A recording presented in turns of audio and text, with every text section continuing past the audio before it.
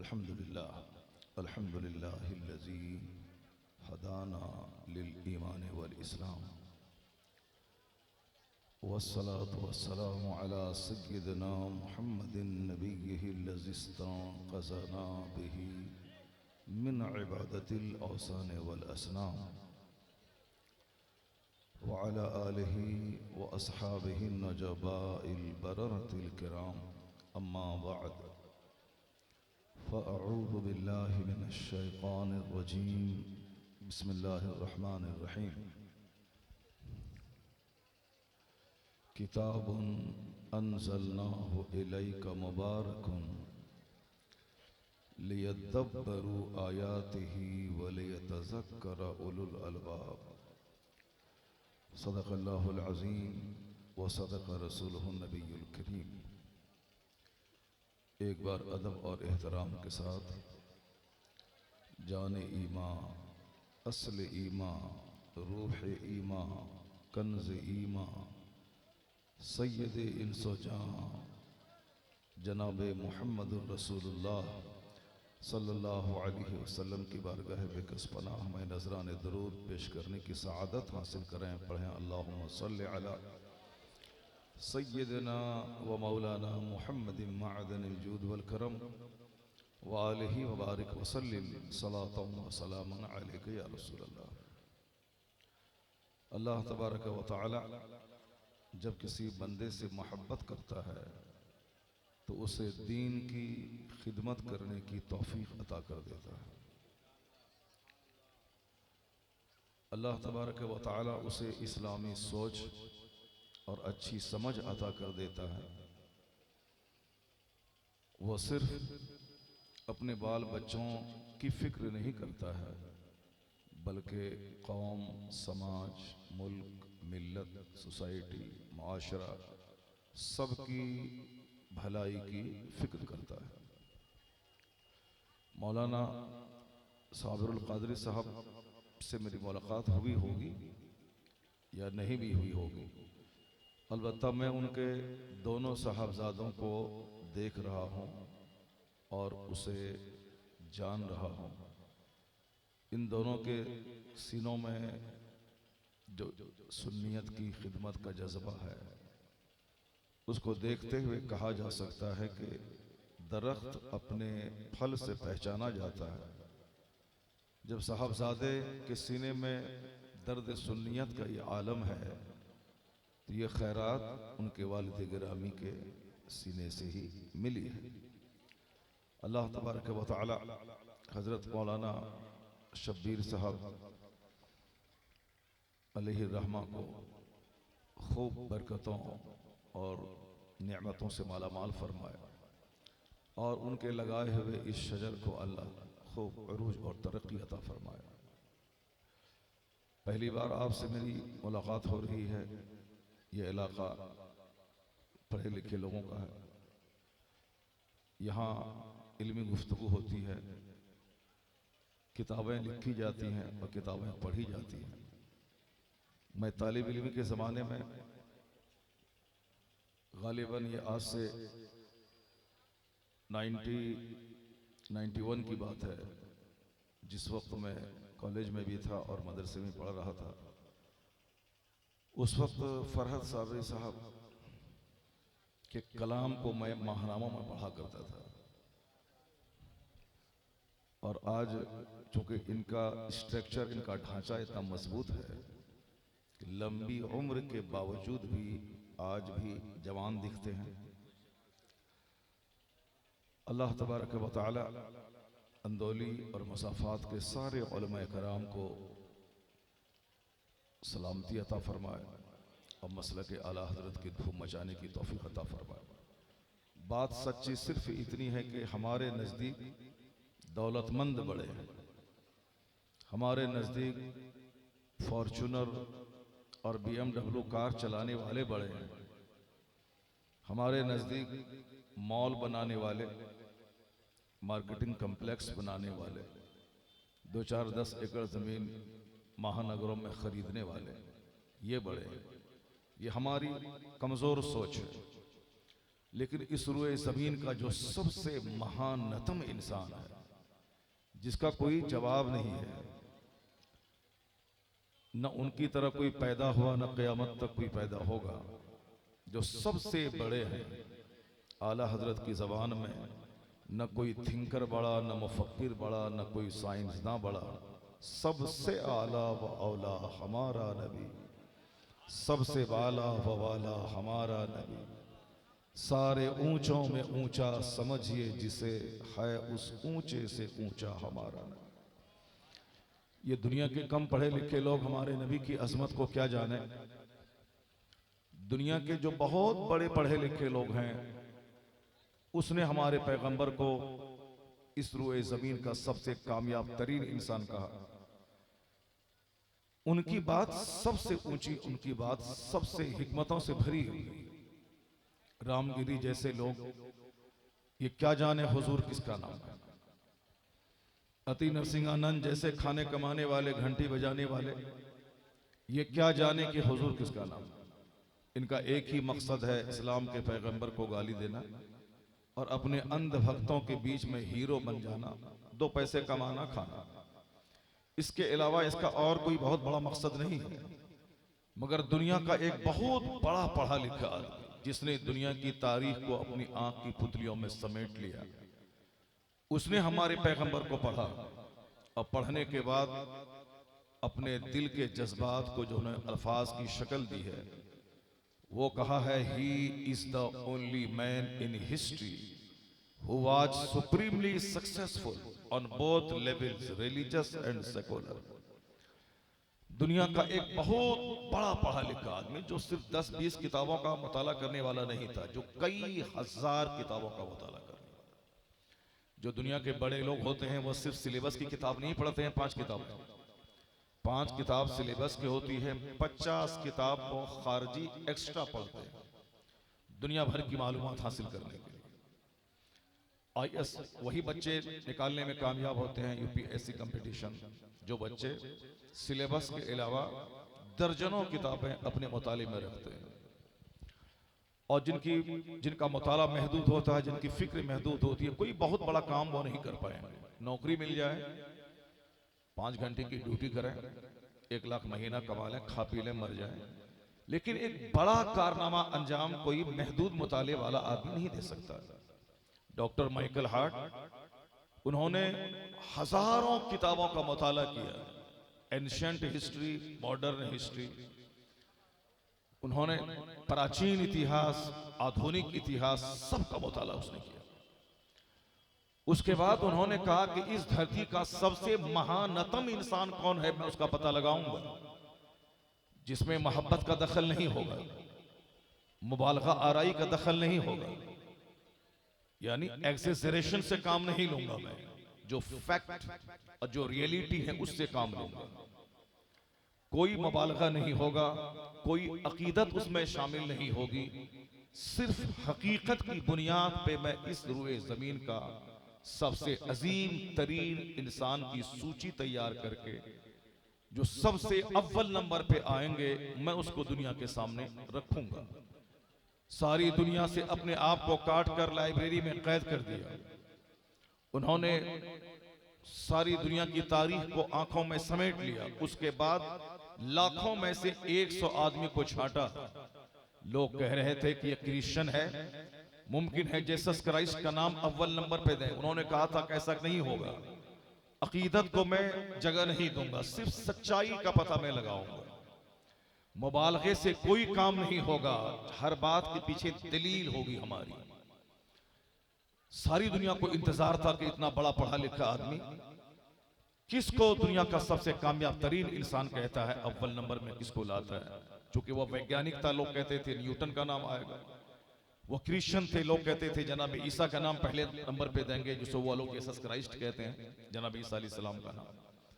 मगर जब वो 100 नामी किताब परेज से छप के बाहर आई, सारी दुनिया दंग रह गई कि इस रुए जमीन के सबसे कामयाब तरीन इंसान की सूची में पहला नाम उस क्रिश्चियन साइंटिस्ट, पढ़ा लिखा आदमी, एडवोकेट भी थे, साइंटिस्ट भी थे, बहुत सारे अलखबात उसके नाम के साथ जुड़े हुए। उन्होंने कहा कि मेरा मुताला कहता है और सच्चाई यही कहती है कि इस रुए जमीन का सबसे कामयाब तरीन इंसान अगर कोई है तो मोहम्मद अरबी की ज़ात गिरामी है। वो रिमार्क करते हैं, he is the only man in history who was supremely successful on both levels, religious and secular. तारीख आदमियत का इकलौता आदमी है मोहम्मद अरबी अलैहिस्सलाम, जो मजहब और सियासत दोनों सतह पर सबसे ज्यादा कामयाब तरीन शख्स हुए। मैं घंटी बजाने वाले, पेट पालने वाले पंडित की बात मानूं या दुनिया के सबसे बड़े पढ़े लिखे इंसान की बात मानूं? जिस माइक्रोफोन पे मैं बात कर रहा हूं, ये हिंदुस्तान में 140 करोड़ की आबादी अभी है। इससे पहले कितने करोड़ों लोग आ गए, लेकिन किसी बंदे ने माइक्रोफोन की इजाद नहीं की। जो माइक्रोफोन मंदिरों में भी लगा है, मस्जिदों में भी लगा है, जलसों में भी मैं बात करता हूं, नेता भी बात करते हैं। ये माइक्रोफोन 7 समंदर पार के एक दानिश्वर, एक वैज्ञानिक डेविड हक्स ने दिमाग जलाकर रिसर्च करके तहकीक करके तब इस आले की इजाद किया। तब ये आला हमारे हाथ में मौजूद है। हिंदुस्तान के लोगों को चूंकि दूसरों की टांग खींचने, दूसरों की गीबत करने, अच्छाई पे पर्दा डालने और साहब काम करने वालों की दिलशिकनी करने, इससे फुर्सत कहां है? हिंदुस्तान के लोगों को दंगा फसाद करने, सड़क पे बम फोड़ने, दूसरों का घर जलाने, पूजा अर्चना के नाम पे साहब इंतजामी उमूर को तहस नहस करने से फुर्सत कहां? अमेरिका और यूरोप में कभी सड़क पे बम नहीं फूटता है, वहां कभी दंगे नहीं होते हैं मजहब के नाम पे। 1000 लोग स्टेशन पे हैं, सारे लोग अपने लैपटॉप में लगे हुए हैं, सब अपने डिवाइस में लगे हुए हैं, सब काम में लगे हुए हैं, कोई जरा सी आवाज नहीं है। वहां के लोग गुटखा नहीं खाते, वहां के लोग सामने उगालदान रख के पान चबा चबा के उसमें नहीं थूक फेंकते हैं। उनके हाथ में किताब होती है, उनके हाथ में कंप्यूटर होता है, वो ट्रेन पे सफर भी करते हैं तो अपने सिस्टम पे होते हैं। 1000 लोग होते हैं, कोई आवाज नहीं आती। हम जिस मुल्क में रहते हैं, हमारे मुल्क के लोग AC 2 टायर में सफर करते हैं तो मछली मार्केट बना देते हैं। हमारे मुल्क के लोग हवाई जहाज में सफर करते हैं, वहां भी इस कदर चिल्लाते हैं जैसे पहली बार हवाई जहाज पे वो चढ़ा। पढ़े लिखे लोग, पैसे वाले लोग, जिसको हम लोग अक्लमंद कहते हैं, पैसे वाले लोग। अब मगर वहां के लोगों को सिर्फ एक नशा है, काम करना है और दूसरों को अपने से फायदा पहुंचाना है। दूसरों को झूठे मुकदमा में नहीं फंसाना, दूसरों की इज्जत खराब करने के लिए चाय की दुकान पे खींच तान के उस पर उसका ऐब नहीं निकालना, बल्कि अपने से दूसरों को फायदा पहुंचाना है। चूंकि उनका एक फॉर्मूला है, the best among you is one who is profitable for other. तुम में सबसे अच्छा आदमी वो है जो दूसरों के लिए लाभदायक हो, जो दूसरों को फायदा पहुंचाने वाला, चाहे अपनी वाणी से हो, चाहे अपने नजरियात, अपने आउटलुक से हो, चाहे अपनी गुफ्तगू से हो, चाहे अपनी तहरीर से हो, चाहे अपनी मुस्कुराहट से हो, चाहे अपनी इजादात से हो, चाहे दूसरों का गम हल्का करके हो, चाहे दूसरों के साथ उनका गम शेयर करके हो, जैसे भी हो अपने से दूसरों को लाभ पहुंचाना। क्योंकि आदमी की तारीफ ही है कि आदमी वही है जो अपने से दूसरों को फायदा पहुंचाता हो। यह फॉर्मूला यूरोप और अमेरिका के दानिश्वरों का आज का फॉर्मूला।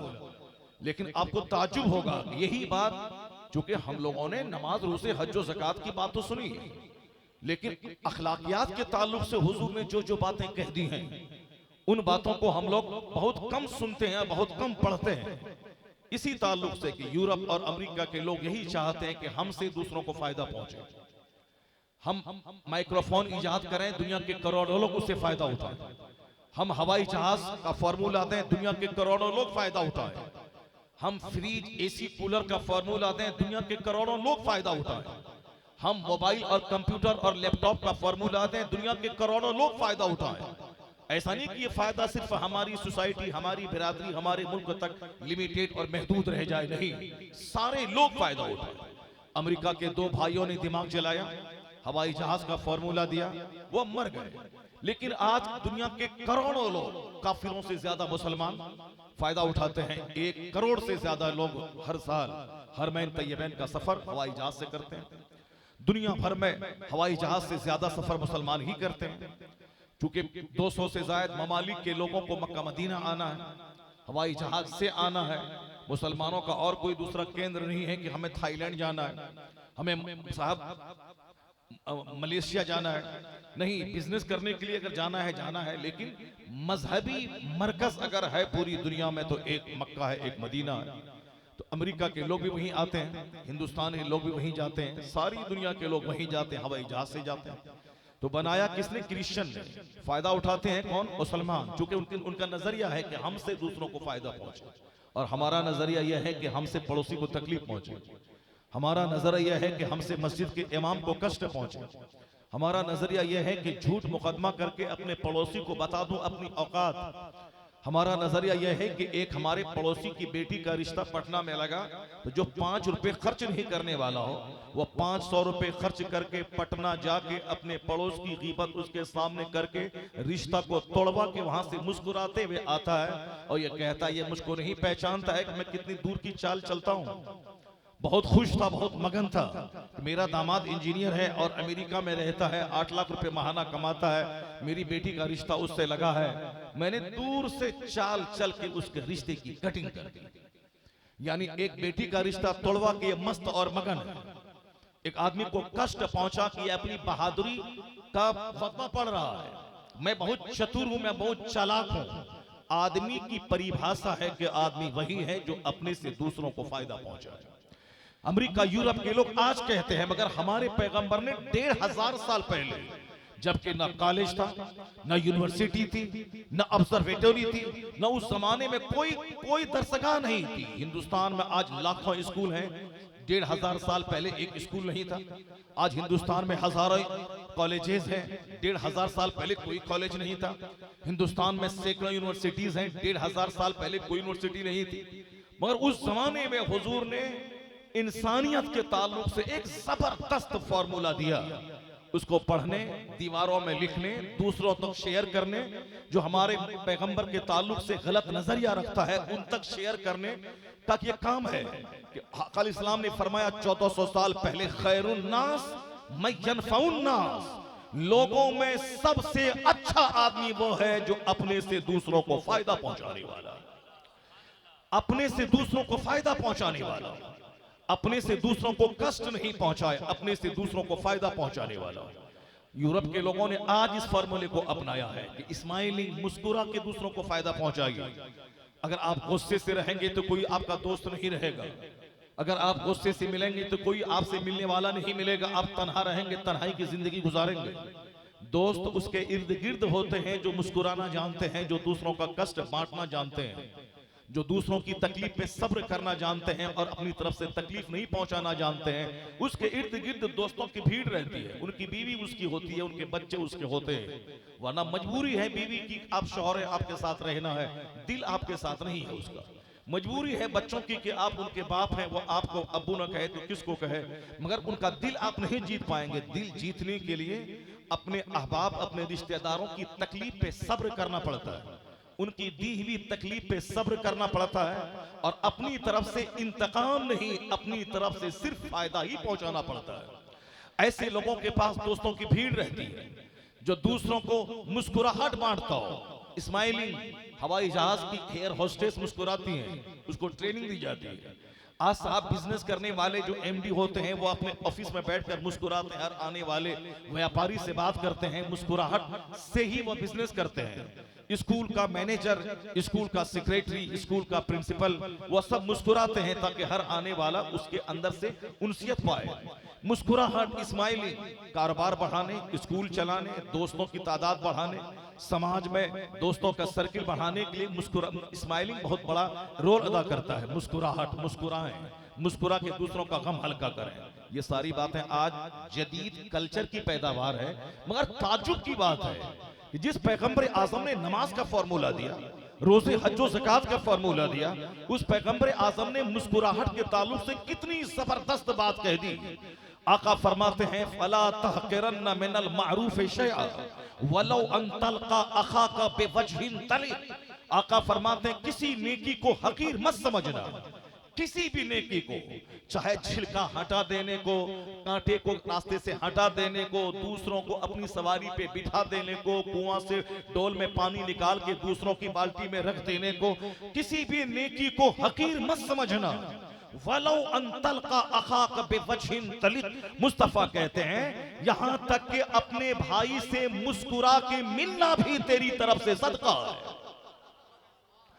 दुनिया के लोगों ने मुस्कुराने को बिजनेस बढ़ाने का जरिया बनाया। दुनिया के लोगों ने स्कूल और कारोबार चमकाने के लिए मुस्कुराहट, स्माइलिंग फेस के महत्व पे गुफ्तगू की। 1400 साल पहले हमारे पैगंबर ने इस मुस्कुराहट को इबादत का दर्जा अता फरमाया कि अपने भाई से मुस्कुरा के मिलना ये भी तेरी तरफ से सदका है। यानी मुस्कुराना, गम दूर करना, उसका गम हल्का करना, उनके साथ बैठ जाना, उनके साथ 2-4 कदम चलना, उनका गम सुन लेना, उनकी पैरवी के लिए उनके साथ 2-4 कदम चलना। इस कदर ह्यूमैनिटी, मानवता पे पैगंबर आज़म ने जो जोर दिया है, आका अलैहिस्सलाम की तालीमात का ये असर था कि एक सहाबी रसूल मस्जिद नबवी में एतकाफ में बैठे हैं। एतकाफ में बिला इरादा कोई एक कदम बाहर पांव हटा निकाल दे तो एतकाफ टूट जाता है। अगर इस्तिंजा की खातिर वो जाए, गुस्ल फर्ज हो तो गुस्ल करने के लिए जाए, तब तो एतकाफ नहीं टूटेगा, क्योंकि मस्जिद में गुस्ल हो नहीं पाएगा, रफे हाजत कर नहीं पाएगा। लेकिन अगर वो गुस्ले सेहत के लिए अगर जाता है मस्जिद से बाहर अपने घर में, एतकाफ टूट जाएगा। अगर वह बाथरूम के लिए गया, रास्ते में किसी से बात करने लगा तो एतकाफ फासिद हो जाएगा। बिला जरूरत एक कदम भी मस्जिद से बाहर निकाला, एतकाफ टूट जाएगा। एक सहाबी रसूल एतकाफ में बैठे थे, वो एक शख्स आया, उन्होंने अपनी कुछ हाजत बयान की, वो मस्जिद से बाहर निकलने लगे, चप्पल पहनने लगे। किसी ने कहा हुजूर आपको मालूम है कि आप एतकाफ में बैठे हैं? कहा हाँ मुझको मालूम है, मैं एतकाफ में बैठा हूँ। आका अलैहिस्सलाम की कब्र अनवर की तरफ इशारा करके, चूंकि उस वक्त गुंबद नहीं बना था, उस वक्त दीवार नहीं बनी थी, सिर्फ उभरी हुई मिट्टी की शक्ल में सरकार की कब्र को थोड़ी सी ऊंची कर दिया गया था। बाकी मस्जिद नबवी की दीवारें थी और सामने सरकार का हुजरा था और वहीं आपकी कब्र अनवर थी। सहाबी रसूल ने हुजूर की कब्र की तरफ इशारा करके कहा, मैंने इस कब्र वाले से सुना है कि जो एक मुसलमान भाई की हाजत पूरी कर दे, 10 साल के एतकाफ से यह काम बेहतर है। उम्रा पे उम्रा लोग ठोक रहे हैं, एतकाफ पे एतकाफ कर रहे हैं। साहब पड़ोस में लोग मुसीबत ज़दा है, बीमारी के लिए एक पैसे के लिए तरस रहे, बीमारी का इलाज कराने के लिए, उसका इलाज नहीं कराते, उम्रा कर रहे हैं, जो कि गिन रहे हैं कि मेरा यह 5वां उम्रा है, मेरा यह 6ठा उम्रा है, मेरा यह 7वां उम्रा है।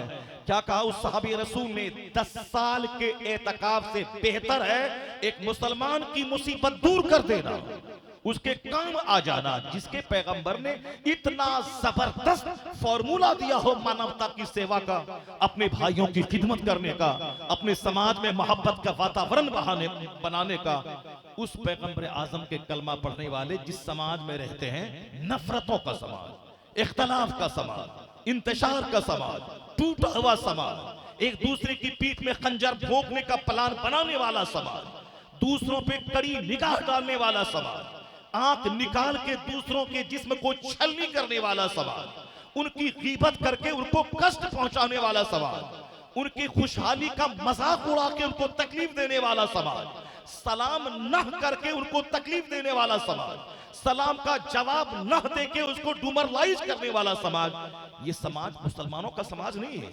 मुसलमानों का समाज वो है जहां मोहब्बतों की खैरात बढ़ती हो, जहां इस्माइली मुस्कुराहट बढ़ती हो, जहां सिर्फ दूसरों को फायदा पहुंचाया जाता हो।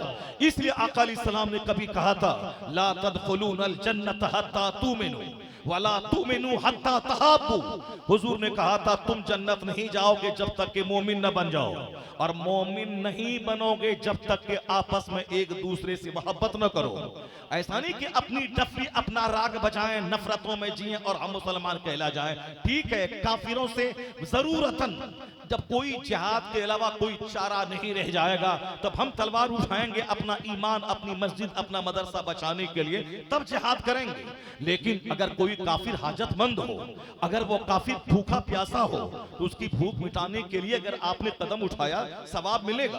काफिर तो इंसान है, मगर यहाँ बुखारी शरीफ की हदीस नहीं पढ़ी आपने, एक भूखा कुत्ता जो प्यास की वजह से जबान निकाले हुआ था और कीचड़ चाट रहा था कुएं के इर्द गिर्द,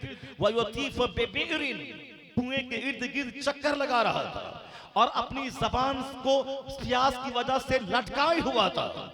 एक फाहिशा औरत, बदअमल औरत अपने दुपट्टे से अपने शूज को डोल बनाकर उसको पानी पिलाए। आका क्या फरमाते हैं, वह फिल जन्ना, वो औरत जन्नत में है, वो औरत जन्नत में है। एक औरत जो नमाज पढ़ती थी, रोजा रखती थी, मगर एक बिल्ली को बांध के रखी, यहां तक कि मर गई। आका फरमाते हैं वह जहन्नम में है।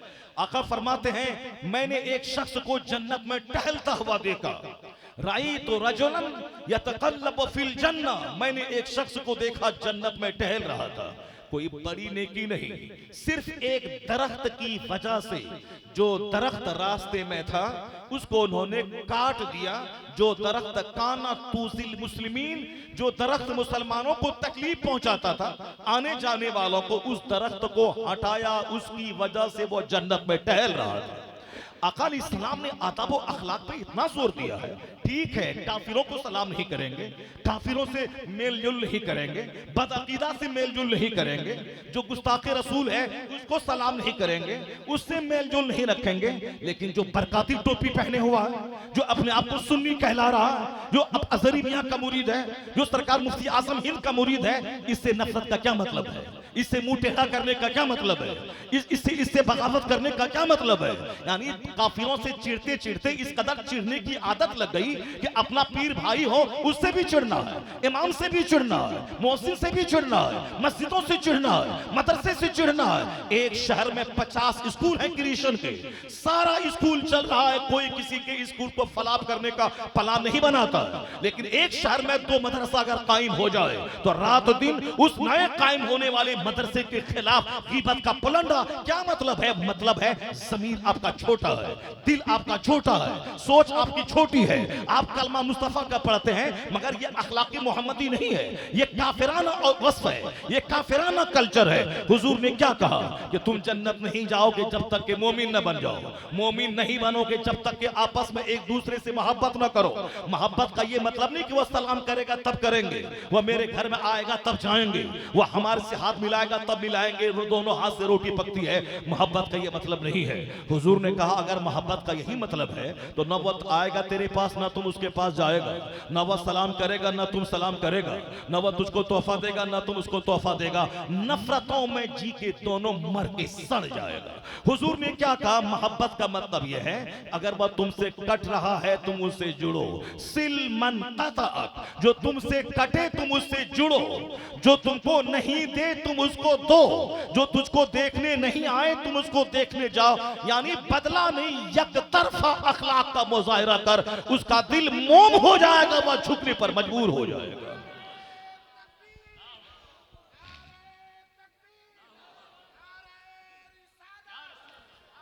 एक तरफा यानी बदला नहीं, एक तरफा अपनी तरफ से अखलाक में पहल करना, अपनी तरफ से उनके घर के बीमार को देखने जाना, अपनी तरफ से अपने गिफ्ट पहुंचाना। यहां तक यूरोप का दानिश्वर कहता है how loftiness is the morality of the holy prophet of Islam. इस्लाम के पैगंबर की अखलाक की बुलंदी का क्या आलम है। वो कहते हैं जब बाहर से घर आओ तो अपने पड़ोस के बच्चों के लिए भी तोहफा लेके आओ, और अगर पैसा उतना नहीं है कि तू पड़ोस के बच्चों के लिए तोहफा ला सको तो अपने बच्चों को तोहफा दे करके मना कर दो कि तोहफा लेके घर से बाहर ना जाए, वरना पड़ोस के बच्चों की नजर पड़ेगी, वो नहीं पाएगा, दिल उसका टूट जाएगा। वो कहते हैं जो पड़ोस के बच्चों का दिल नहीं तोड़ना चाहता हो, जो पड़ोस के बच्चों का इतना ख्याल रखता हो, वो कितना महान पैगंबर है। उनका मानने वाला लड़ने में आज दुनिया में सारी कौम से आ गई, नफरतों में सबसे आ गई, मदरसा उजाड़ने में सबसे आ गई, मस्जिदों को वीरान करने में सबसे आ गई, पूरी दुनिया में इस्लाम को बदनाम करने में सबसे आ गई। यानी बदअखलाकी का ये आलम है, तोशे कादरिया है, साहब लंगरे गौसिया है, हर छठी शरीफ को अजमेर जाना है, हर 11वीं को फातिहा दिलाना है। और बदअखलाकी का ये आलम है कि इमाम को सलाम तक नहीं करना है। बदअखलाकी का ये आलम है कि अपने पीर की मोहब्बत में पढ़ के बड़े बड़े बासलाहियत आलिम बुखारी शरीफ पढ़ाने वाले शेखुल हदीस क्यों ना हो, उनका जाहिल पीर, उस जाहिल पीर के सामने उसकी कोई हैसियत नहीं है। यही है हमारी बदअखलाकी, यही है हमारी बदकिरदारी। सरकार ने खाने काबा की दीवार को पकड़ के कहा था, ए काबा तू मोहतरम है, तू काबिल एहतराम है, मगर एक मोमिन मोमिन तुझसे ज्यादा काबिल एहतराम है, एक मुसलमान तुझसे ज्यादा काबिल एहतराम है। मुसलमान का माल, मुसलमान की इज्जत दूसरे इस पे हराम है, यानी मुसलमान का खून बहाना हराम है, मुसलमान की इज्जत को पामाल करना हराम है, मुसलमान के माल को नाजायज तरीके से खाना है। वह माल हु व दमहु व इर्दहु, यानी मुसलमान का माल, उसकी इज्जत, उसका खून सब दूसरे मुसलमान पे हराम है, यानी नाजायज तरीके से न खून बहाए, न उसकी इज्जत पामाल करे, न उसको रुस्वा करे, न उसको जलील करे। मगर हमारा हाल है कि जो चाहे हजार कुछ बदअखलाकी हो, मगर लंगरे गौसिया करें, तोशे कादरिया करें, लोहबान जलाएं, अगरबत्ती जलाएं, फातिहा पढ़ें और हर छठी को अजमेर जाएं और बाकी इधर अखलाकी एतबार से जानवर बन जाएं, सब चलेगा, जन्नत हमारे लिए पक्की है। हुजूर क्या कहते हैं, नहीं जाओगे जन्नत जब तक कि मोमिन न हो जाओ, नहीं मोमिन बनोगे जब तक कि आपस में एक दूसरे से मोहब्बत न करो। और आका फरमाते हैं, अवला अदुल्लुकुम अला शैइन इज़ा फ़अलतुमूहु तहाब्बतुम। हुजूर फरमाते हैं, क्या मैं तुझको एक नुस्खा नहीं बता दूं कि जिस पर अमल करोगे तो आपस में मोहब्बत बढ़ जाएगी, जिस पर अमल करोगे, जिस फार्मूले पे अमल करोगे तो आपस में मोहब्बत पैदा हो जाएगी। आका फरमाते हैं, वो तरीका है अफ़शुस सलाम बैनकुम, आपस में सलाम को फैला दो, करो नहीं फैला दो। एक दिन में 50 बार मिले तेरा मोमिन भाई, काफिर नहीं, बदअकीदा नहीं, बदमजहब नहीं, मुशरिक नहीं, तेरा मोमिन भाई मिले। एक दिन में 100 बार मिले, 100 बार सलाम करो। अस्सलामु अलैकुम कहेगा 10 नेकी, व रहमतुल्लाह बढ़ा दे 20 नेकी, बरकातहू बढ़ा दे 30 नेकी। 1 सेकंड अस्सलामु अलैकुम व रहमतुल्लाहि व बरकातहू 30 नेकी मिल गई। मगर ये घमंड, ये नफ्स आदमी को इस हजारों लाखों मुफ्त की नेकी से उसको महरूम रखता है। क्यों हम सलाम करें? वो गरीब है, वो मालदार है, हम गरीब हैं तो क्या हुआ, वो गरीब है, मैं मालदार हूं, मैं क्यों सलाम करूं? मैं शौहर हूं, मैं बीवी को सलाम क्यों करूं? मैं बाप हूं, मैं बच्चों को क्यों सलाम करूं? मैं शेखुल हदीस हूं, ये फारसी की पहली पढ़ाने वाला मुंशी जी है, मैं इनको क्यों सलाम करूं? मैं कॉलेज का प्रिंसिपल हूं, ये चपरासी है, मैं क्यों सलाम करूं? अगर नफ्स की मानोगे तो समाज गंवारों का अड्डा हो जाएगा, नफ्स की मानोगे तो मोहब्बत का मजा कभी नहीं मिलेगा।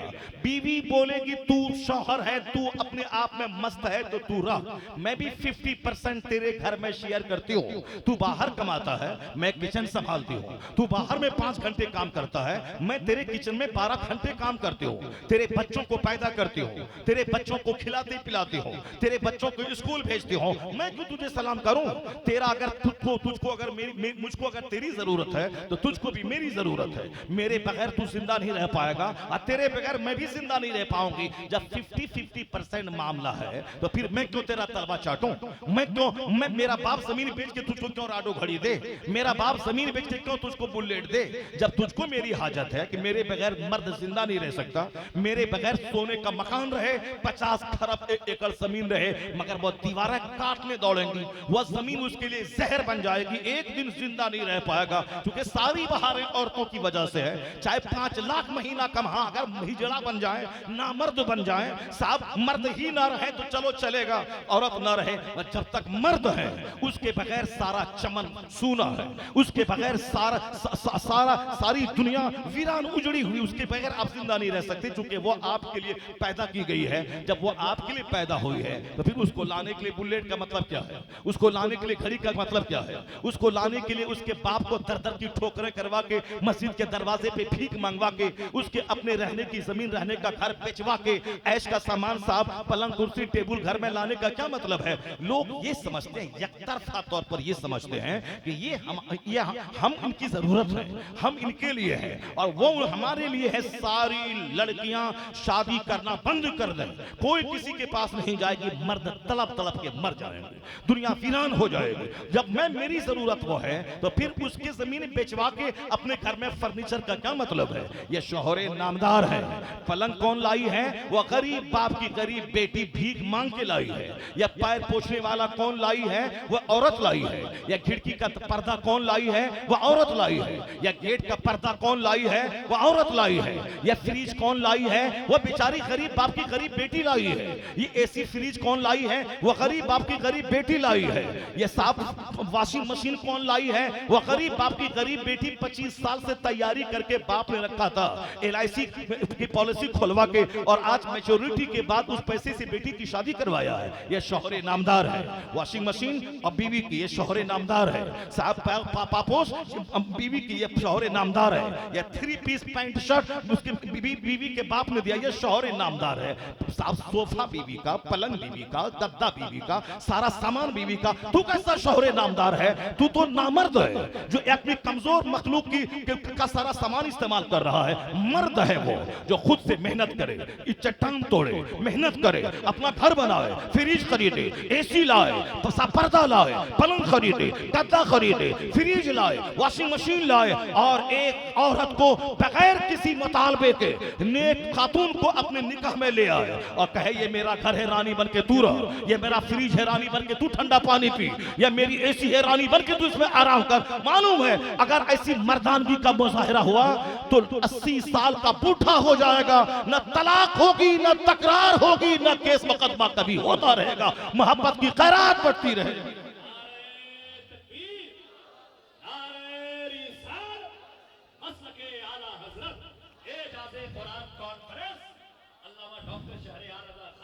नहीं बनोगे मोमिन जब तक कि आपस में मोहब्बत न करो।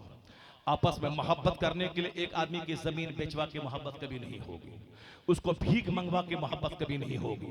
100 बारात लेके जाएं, ये मसाज हिंदुआना मुशरिकाना है, मोमिनाना रवाज नहीं है। इस्लाम ने यकतरफा तौर पर महर की रकम मर्दों पे दिया है, तुझको देना है, और का खाना कपड़ा तुमको देना है, और फिर लड़की को ब्याह करके घर पे लाने के बाद वलीमा का खाना तुझको देना है। बारात का खाना कोई मतलब नहीं है, मतलब है वलीमा का खाना। वलीमा का खाना कौन देगा? लड़का देगा। महर की रकम कौन देगा? लड़का देगा।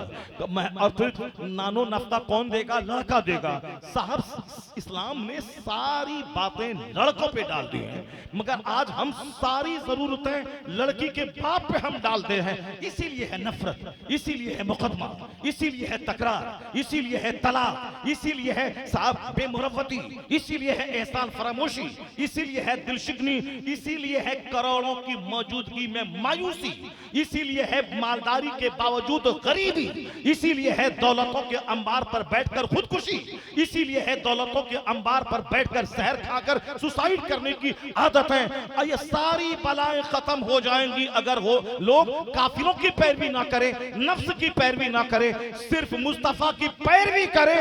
वो काम जो सोने के महल में ना होगा वो किराए के घर में हो जाएगा, किराए के घर में हो जाएगा। आका फरमाते हैं नहीं बनोगे मोमिन जब तक के आपस में एक दूसरे से मोहब्बत न करो। अब अला अदुल्लुकुम अला शैइन, क्या मैं तुझे बता दूं वो नुस्खा जिससे मोहब्बत फैल जाएगी? हुजूर कहते हैं आपस में सलाम को फैला दो, खूब करो सलाम, खूब करो सलाम। ये मत देखो कि मेरी बीवी है, सलाम करो। ये मत देखो मेरे बच्चे हैं, सलाम करो। नफ्स की मानोगे तो नहीं करोगे, नफ्स की मत मानो, मुस्तफा को सामने ले आओ। मैं बड़ा या मेरे पैगंबर बड़े। सरकार अपने घर में दाखिल होते अपनी बीवी को सलाम करते थे। नफ्स की मानेगा तो ऐंठेगा, मुस्तफा की मानेगा तो आजिज़ी पैदा हो जाएगी। मगर मुस्तफा को सामने लाएगा कि आका अलैहिस्सलाम रास्ते से गुजरते थे तो बच्चों को सलाम करते थे, किसी सहाबी को सलाम में पहल करने नहीं देते थे। आका कायनात के मालिक व मुख्तार मुस्तफा, अरबो अजम के ताजदार मुस्तफा, नाइबे परवरदिगार मुस्तफा, अरबो अजम के ताजदार मुस्तफा, मालिक जन्नत मुस्तफा, कायनात के खजानों की कुंजियां अल्लाह ने आपको दे दी। इतने बड़े मालिक व मुख्तार, मैं तो मालिक ही कहूंगा कि हो मालिक के हबीब नहीं, महबूब व मुहिब में कोई मेरा तेरा। वो अपने गुलामों को सलाम करने का मौका नहीं देते, यानी कोशिश करते थे कि सबसे पहले सरकार सलाम करे। नफ्स ने मुझको तबाह कर दिया, घमंड ने मुझको तबाह कर दिया, गुरूर ने मुझको बर्बाद कर दिया। नफ्स की मानेंगे तो नफरत फैलेगी, मुस्तफा को सामने लाएंगे तो नफरत मिटेगी, मोहब्बत का माहौल पैदा हो जाएगा। हुजूर का यह तरीका है, आका अलैहिस्सलाम का यह तरीका है। सरकार सामने आ गए, बंदा submission to the Allah and Allah prophet, यानी एक मोमिन वही है submission to the will of Allah, अल्लाह की मर्जी के सामने सरे तस्लीम झुका दे। जहां हुजूर की बात आ गई बंदा अकड़े नहीं, सरे तस्लीम झुका दे। आका अलैहिस्सलाम की बात आ गई, बस बंदा एक्सेप्ट कर ले, बंदा मान ले।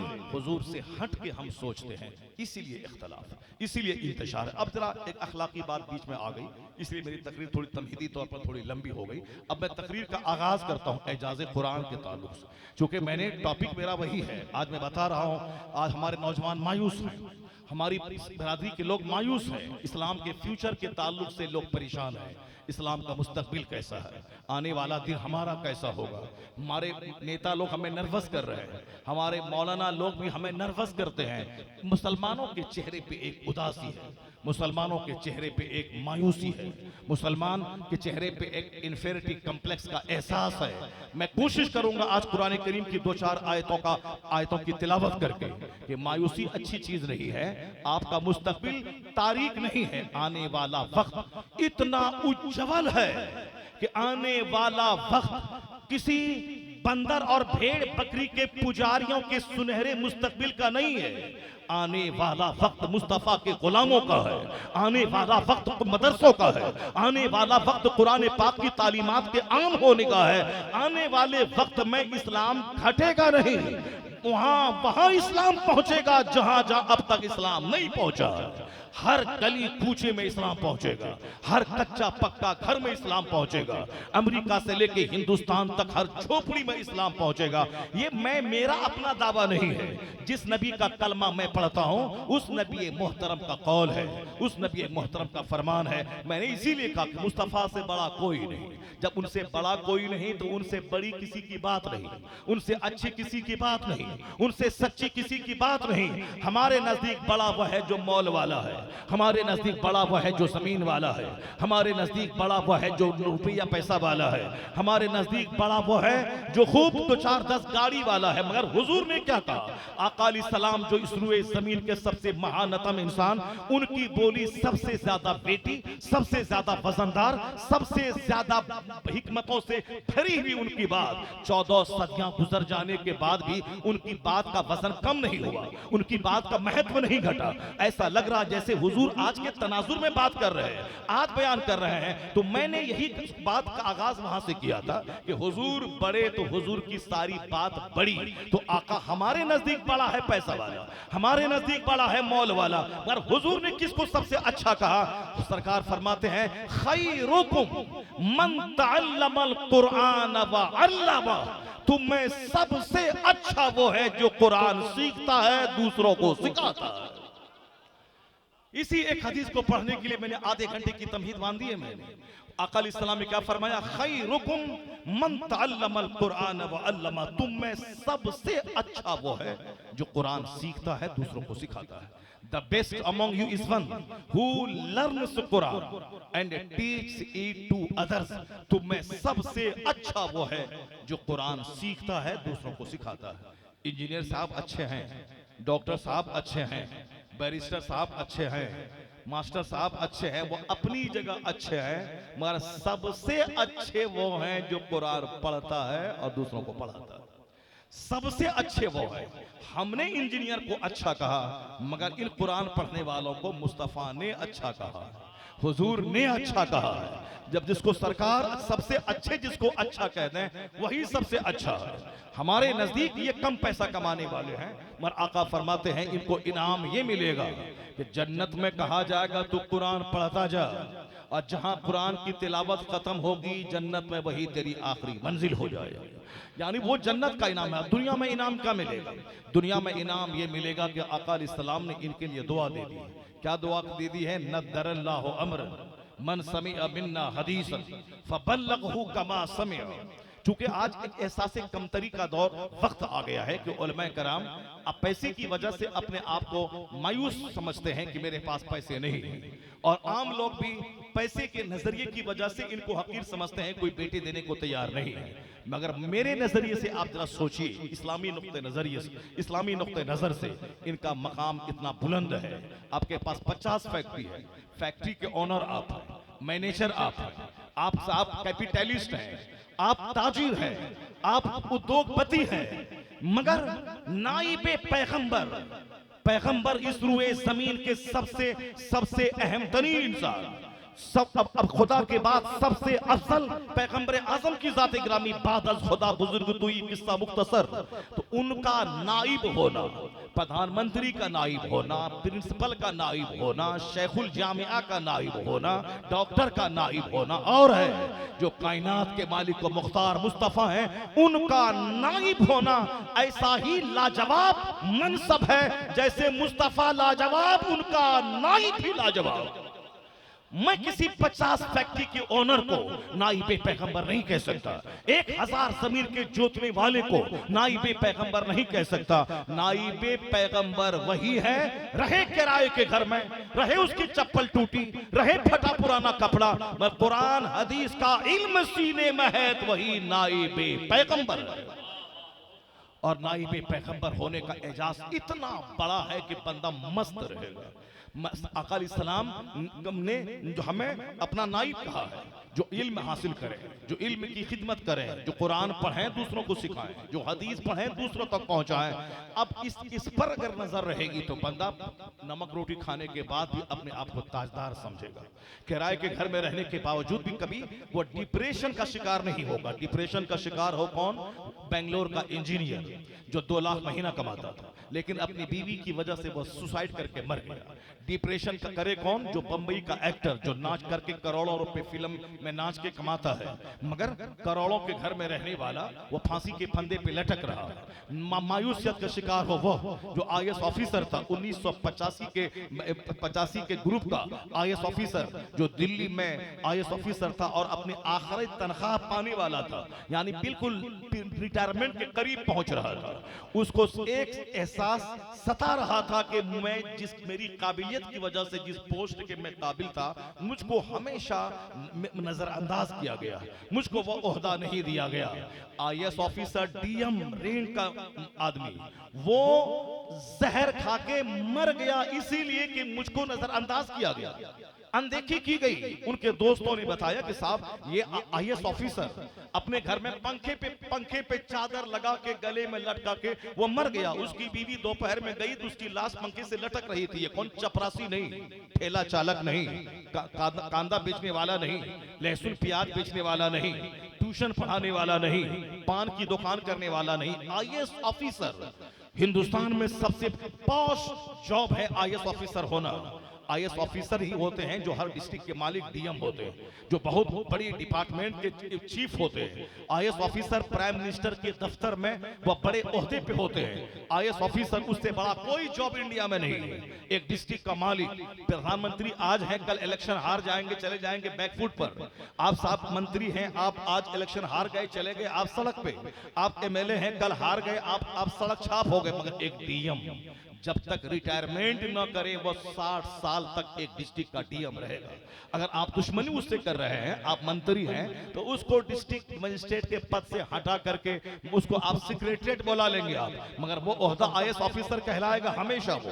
तो आप आज हैं मंत्री, कल खत्म, मगर ये डीएम उस वक्त तक रहेगा जब तक वो रिटायर न कर जाए। 60 इयर्स तक वो डीएम रहेगा, डिस्ट्रिक्ट का मालिक रहेगा। आप हिंदुस्तान के मालिक आज हैं, कल नहीं। आप बिहार के मालिक आज हैं, कल नीतीश कुमार हार जाएं, आप सड़क पे आ जाएंगे। मगर एक डिस्ट्रिक्ट का डीएम वो मालिक रहेगा एक डिस्ट्रिक्ट का। हाँ, ट्रांसफर हो जाएगा, कटिहार से पूर्णिया चले जाएंगे, पूर्णिया से सीतामढ़ी आ जाएंगे, बिहार से तमिलनाडु चले जाएंगे, तमिलनाडु से महाराष्ट्र गुजरात चले जाएंगे, लेकिन रहेंगे एक डिस्ट्रिक्ट का वो डीएम या एक डिपार्ट का चेयरमैन चीफ रहेंगे, बहुत बड़ा। मगर एक डीएम जहर खा के मर जाए, फांसी के फंदे पे लटक के मर जाए, किस कदर अफसोस की बात है कि एक डीएम साहब कई लाख रुपए मुशाहरा पाने वाला वो फांसी के फंदे पे लटक रहा है। हमारे बच्चे जो आज जोकर की तरफ बाल रखते हैं, किसकी नकल? किसी मौलाना को देखा कि हम इस इमाम साहब की नकल कर रहे हैं, हम अपने मुर्शिद की नकल कर रहे हैं, हम अपने पीर साहब की नकल कर रहे हैं? बताइए किसी पीर साहब ने इस तरह का बाल रखा कि हम उसकी नकल कर रहे हैं? हाँ, सिगरेट पीने में कोई मुरीद पीर की नकल कर रहा है,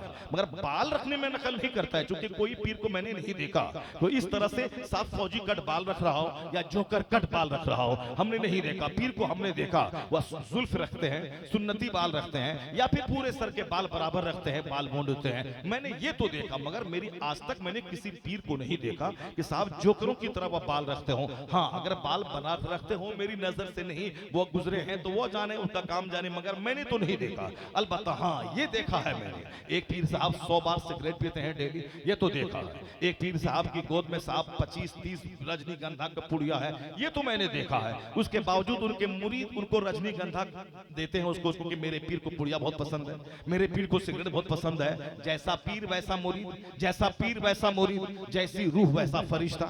जिस तरह के लोग हैं उसी तरह के उनको, जिस तरह के पब्लिक उसी तरह उसका नेता, उसी तरह मिलता है। ये गुटखाखोर पीर साहब है तो मुरीद भी गुटखाखोर, साहब सिगरेट पीने वाले पीर साहब है तो मुरीद भी सिगरेट पीते हैं। मगर मैंने इन सिगरेट पीने वालों और गुटखा खाने वालों की भीड़ भाड़ में एक पीर मैंने देखा है। उस पीर को देखा है, जब भी देखा है किताबों का मुताला करता देखा है मैंने, जब भी देखा है जिक्र अस्कार करता देखा है मैंने, जब भी देखा है वो अमरे बिल मारूफ करता देखा है मैंने। ख्वांडा मवाली की झुरमुट में नहीं, मैंने जब भी देखा है मुफ्तियाने कराम की झुरमुट में देखा है, आलिमों के दरमियान उसको मैंने देखा है। मैंने जब भी देखा है दरसे बुखारी देता देखा है, और आतो वज़ाइफ करता देखा है, अमरे बिल मारूफ करता देखा है। मैंने कभी गुटखा खाते नहीं देखा, मैंने कभी सिगरेट पीते नहीं देखा, मैंने उसे फालतू काम में नहीं देखा। वह कौन था इस जमाने का जुनैद बगदादी, इस जमाने का राजी, इस जमाने का नाइबे गौस, जिसको देखो तो गौस की याद ताजा हो जाए। उसी को दुनिया मुर्शिदे बरहक अख्तर रजा खां अज़हरी ताजुल शरिया के नाम से पुकारती है। मैंने उस मुर्शिद को देखा है, मैंने जब भी देखा किताब पढ़ता देखा, मैंने जब भी देखा फतवों की तस्दीक और इस्लाह करता देखा, मैंने जब भी देखा आलिमों की झुरमुट में देखा। जो जिस तरह की खसलत का आदमी होता है वह उसी तरह के दोस्तों को पसंद करता है। जो बेवकूफ हो वह गाने बजाने को पसंद करता है, जो बेवकूफ हो वह लतीफाबाजों को पसंद करता है, जो बेवकूफ हो वह कॉमेडियन को पसंद करता है। लेकिन जो मुहक्किक हो, जो तहकीकी आदमी हो, वो हमेशा अहले इल्म को पसंद करता है। उनके इर्द गिर्द पढ़ने लिखने वालों की भीड़ लगी रहती है। अब जो सिगरेट खोर पी रहे, सिगरेट नोश पी रहे, जो साहब गुटखा खोर पी रहे, वो गुटखा ना खाए तो क्या खाए। तो हमने देखा गुटखा खाने वाले को उनका मुरीद गुटखा तोहफा देता है, मगर किताब पढ़ने वाले को उनका मुरीद किताब अपने मुर्शिद को तोहफे में पेश करता है कि मेरे मुर्शिद को किताब बहुत प्यारी है, मेरे मुर्शिद को किताब का मुताला बड़ा अजीज है, इसलिए मैंने अपने मुर्शिद को मुसल्ला गिफ्ट दिया है, मैंने अपने मुर्शिद को तस्बीह के दाने गिफ्ट में दिए, मैंने अपने मुर्शिद को मैंने वो चीजें जो इबादतों से रिलेटेड है मैंने वो तोहफा दिया है। अलबत्ता मैं ये कहना चाहता हूँ किसी पीर साहब ने जोकर की तरह बाल नहीं रखा। ये बाल किसकी तरह नकल, किसी नकल में रखते हैं? अमिताभ बच्चन। अमिताभ बच्चन रखा ने काम को नहीं मालूम है, किसी फिल्म के एक्टर ने रखा। फिल्म के एक्टर की नकल हमारे बच्चे कर रहे हैं। इमाम की नकल नहीं, पीर की नकल नहीं, किसी मौलाना की नकल नहीं, किसी मस्जिद के मौसिन और इमाम की नकल नहीं। नकल किसकी है? फिल्म के एक्टर की नकल है। हमारी बेटियां जो हया की आईनादार होती थी, कुरान ने कहा वक़रना फी बुयूतिकुन्ना वला तबर्रजना तबर्रुजल जाहिलिया। एक मौलाना साहब बोलने लगे मुरादाबाद में कि हम साहब वो पुराने फरसुदा ख्याल के मौलाना नहीं है, हम जदीद ख्याल के मौलाना है। मैंने कहा ठीक है, मैट्रिक में 400 बच्चों में फर्स्ट क्लास मैंने किया है, इंटरमीडिएट में 10 कॉलेज में टॉप मैंने किया है, साहब एमए इन इंग्लिश में पूरे कॉलेज में टॉप मैंने किया है। आज जदीद ख्याल मेरा नहीं है, ये खालिस मदरसे में पढ़े हैं, इनका ख्याल जदीद है। वो बोले हाँ हाँ मेरा ख्याल जदीद है, इस माना कर कि औरतें निकाब पहन करके वो साहब लैब में जाएं, कॉलेज में जाएं, कोचिंग सेंटर पे जाएं, वो अब मर्दों के साथ बैठ करके स्टडी करें। पर्दा है ही इसीलिए ताकि वो अब मर्दों के साथ मिलके पढ़ें लिखें। हम वो घर में रखने वाले काबिल नहीं है कि घर में वो रहे, घर में वो रहे। मैंने कहा हाँ, कुरान अल्लाह का कलाम है, अल्लाह ने ही हमको पैदा किया, अल्लाह ने ही औरतों को पैदा किया, अल्लाह ने मर्दों को पैदा किया, अल्लाह ने सूरज और चांद पैदा किए, अल्लाह ही दुनिया को विनाश कर देगा, दुनिया को खत्म कर देगा, क़यामत कायम होगी, फिर सबको जिंदा करके उससे दोबारा हिसाब लेगा। अल्लाह ही रात लाता है, अल्लाह ही दिन लाता है, अल्लाह मगरूरों को सजा देता है, अल्लाह मालदारों को भिखारी बनाता है, भिखारी को मालदार बनाता है। वही रब है जो जालिमों के डेने तोड़ देता है, उसे जलील कर देता है। वही अल्लाह है जो गरीबों को बादशाह बना देता है। वही अल्लाह है जिसे चाहता है हुकूमत देता है, जिससे चाहता है छीन लेता है। वो अल्लाह को मालूम है जिसने हमको पानी के एक कतरे से पैदा किया है। वह नापाक कतरा जो बाप की रीढ़ की हड्डी और माँ के सीने की हड्डी से निकलता है, वह माँ की बच्चादानी में पहुंचता है। उसी पानी के कतरे में नाक नक्शे की तामीर होती है, उसी में हड्डी का ढांचा तैयार होता है, उसी में गोश्त चढ़ता है, उसी में चमड़े का लेमिनेशन लगाया जाता है, उसी में जान डाल के फिर माँ की शर्मगाह से अजूबा इंसान को पैदा करता है। जो अल्लाह पानी के एक कतरे से इंसान को पैदा किया है, तो यार नापाक कतरे से पैदा हुआ ये इंसान, इसकी सोच कैसी होगी? जो कई बार शर्मगाहों से गुजरा है, इसकी सोच कैसी होगी? जो 2 केजी पखाना पेट में लेके चलता है, इसकी सोच कैसी होगी? वो खुदा जो कायनात का खालिक है, वो जो कहता है उसकी बात सच है। और ये नापाक कतरे से पैदा होने वाला, इनकी फिक्र कमजोर, इनकी फिक्र कमजोर, इनकी आदत कमजोर, इनकी पर्सनैलिटी कमजोर, इनका वजूद कमजोर। यानी हमारे पीछे है मौत की तलवार, हमारे पीछे है गम की तलवार, हमारी गर्दन पे है हादसात की तलवार। हम तो सुनामी के बीच में है, हम तूफान के बीच में है, हम जलजले के बीच में है, हम रुसवाई के बीच में है। यानी जो इस कदर मसाइब व आलाम के बीच में हो, ये बोले मेरी फिक्र है, मेरी फिक्र है, तेरी फिक्र नहीं, फिक्र तेरी फिक्र नहीं। बात वो सच्ची है जो तेरा पैदा करने वाला है, जो कायनात का खालिक है। तो कायनात का खालिक क्या कहता है? कायनात का खालिक कहता है वह करना फी बयूतिकुन्ना वला तबर्रजना तबर्रुजल जाहिलिया। कायनात का खालिक कहता है जो औरत और मर्द का पैदा करने वाला है। अल्लाह कहता है औरतों अपने घरों में ठहरी रहो, दौरे जाहिलियत की आवारा घूमने फिरने वाली औरतों की तरह आवारा मत फिरा करो। करना फी बयूतिकुन्ना, अपने घर में ठहरी रहो। और ये कहते हैं कि घर से बाहर निकलो, मर्दों की महफिल की जीनत बन जाओ। नहीं देखा तुमने, ये लोग मेरा मजाक उड़ाते थे कानून पर्दा का, लेकिन आर्जिकल मेडिकल कॉलेज कलकत्ता में रेप करने वाला, मर्डर करने वाला, वो कोई जाहिल नहीं था, कोई रिक्शा चालक नहीं था, वो पढ़े लिखे लोग थे। औरत भी एमडी करने वाली थी और उसके रेप करने वाला वो उसी कॉलेज में रहने वाला था। मैं कहता मुजफ्फरपुर के शेल्टर होम में जो भी औरतों के साथ हुआ, उस औरतों पनाह गुजी औरतों के साथ में वो कोई जाहिल लोग नहीं थे, वो गांव के काश्तकार नहीं थे, वो सब पौष किस्म के लोग थे, मंत्री लोग थे, मिनिस्टर लोग थे, ऑफिसर लोग थे। यानी औरतों को परवरिश के नाम पे शेल्टर होम चल रहा है और जवान होने के बाद रात में काले कारतूत अंजाम दिए जा रहे हैं। इसका मतलब है कि औरत इसके लिए नहीं पैदा हुई कि मेरी निगाहों के सामने फटा हुआ जींस पहन कर रहे, चुस्त टी शर्ट पहन कर रहे। उस दुनिया में जलजला पैदा होगा, जिनाकारी का तूफान आएगा, आर्मी की मौजूदगी में जना, कोर्ट की मौजूदगी में जना, मेडिकल कॉलेज में जना, मंत्री के घर में जना, फिल्म इंडस्ट्रीज में जना, स्कूल में जना, कॉलेज में जना, तुम्हारी पुलिस की मौजूदगी में जना, आर्मी की मौजूदगी में जना, अमेरिका से लेकर हिंदुस्तान तक जना। ये कारनामा है मखलूत तालीम का, ये कारनामा है चुस्त जींस टी शर्ट का, ये कारनामा है फटे हुए जींस पहनने का, ये कारनामा है दुपट्टा हटा के नंगे सर घूमने का। तुम पुलिस की मौजूदगी में सेना रोक नहीं पाए, सारी दुनिया सेनाकारी से भर गई और तुम परेशान हो कैसे हम करें। निर्भया के कातिल को तुमने फांसी के फंदे पे चढ़ाया, फिर भी सेना नहीं रुका। आर्जिकर मेडिकल कॉलेज में दिन दहाड़े सेना हुआ तो फिर तुम नहीं रोक पाया। तो अब मेरी बात सुन ले, आर्मी की मौजूदगी में सेना नहीं रुक पाया, कोर्ट की मौजूदगी में सेना नहीं रुक पाया, 5 आदमी को फांसी के फंदे पे लटकाया तो भी सेना नहीं रुक पाया। अब कम से कम इस्लाम का फार्मूला मान ले। इस्लाम का फार्मूला है जब औरत जवान हो जाए उसे मोटी चादर डाल दे, जब मोटी चादर के अंदर रहेगी उसका हुस्न भी छुपा रहेगा, उसका ऐब भी छुपा रहेगा। वह काली कलोटी भूतनी रहे तो भी कोई नहीं जानेगी कि भूतनी है, वह हुस्न जमाल की देवी रहे तो भी कोई नहीं जानेगा हुस्न जमाल की देवी है। तो कानून हया, कानून पर्दा नाफिज कर दे। जो सेना के रसिया थे, औरतों की आबरू के मुहाफिज हो गए अरब में, खुद न थे जो राह पे औरों के हाथी बन गए। क्या नजर थी जिसने मुर्दों को मसीहा कर दिया। पुलिस की मौजूदगी में सेना नहीं रुक पाया। अब हिंदुस्तान कानून पर्दा नाफिज करे, कानून हया नाफिज करे। मेरा दावा है 80% सेना का कारोबार घट जाएगा, इफ्फत माफी का माहौल हिंदुस्तान में पैदा हो जाएगा।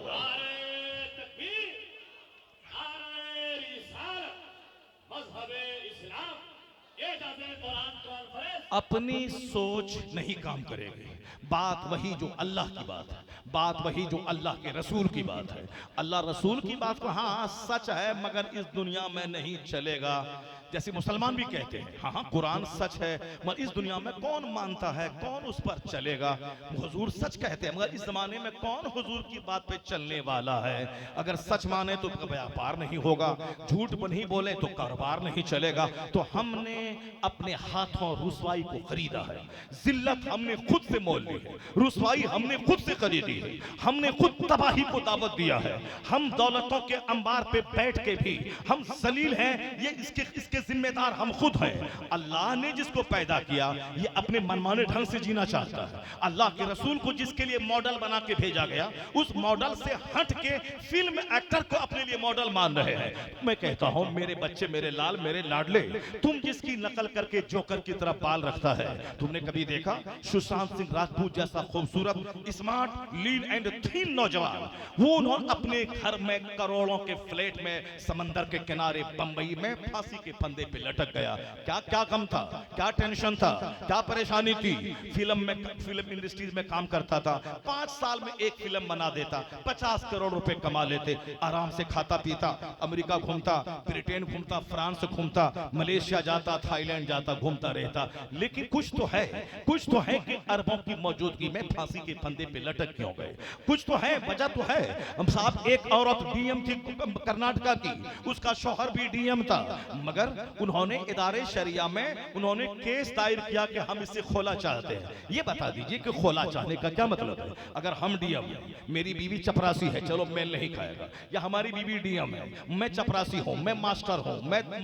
मामूली सा ब्लॉक डेवलपमेंट ऑफिसर हूं, उसके रैंक के मुताबिक मैं नहीं हूं, लेकिन शौहर भी आईएएस ऑफिसर है, बीवी भी आईएएस ऑफिसर है, फिर क्यों नहीं मैचिंग हो रही है। इसका मतलब है दिल लग गया होगा किसी ड्राइवर से, दिल लग गया होगा किसी हॉकर से, दिल लग गया होगा किसी चपरासी से, दिल लग गया होगा किसी मकान के सामने कोई टेलर मास्टर से, दिल लग गया होगा किसी चमार से, दिल लग गया होगा किसी मुसहर से। दिल लगने की बात है, यहाँ तो दिल की बात मान रहे हैं लोग, नफ्स की गुलामी कर रहे हैं। वरना एक औरत को जब यह पता है कि जवानी का पीरियड 10 साल है, उसके बाद औरत बूढ़ी हो जाएगी, वह तवाइफ के कोठे पे भी रहे, कोई ग्राहक नहीं मिलेगा। औरत जब तक चिकनी चपड़ी है तब तक उसका ग्राहक मिलता है, लेकिन जब वह बीमार पड़ गई या बूढ़ी हो गई, कोई ग्राहक नहीं मिलता। जब तक जवान है तब तक उसके चाहने वाले लोग हैं, लेकिन कितने दिन तक जवान रहेगी।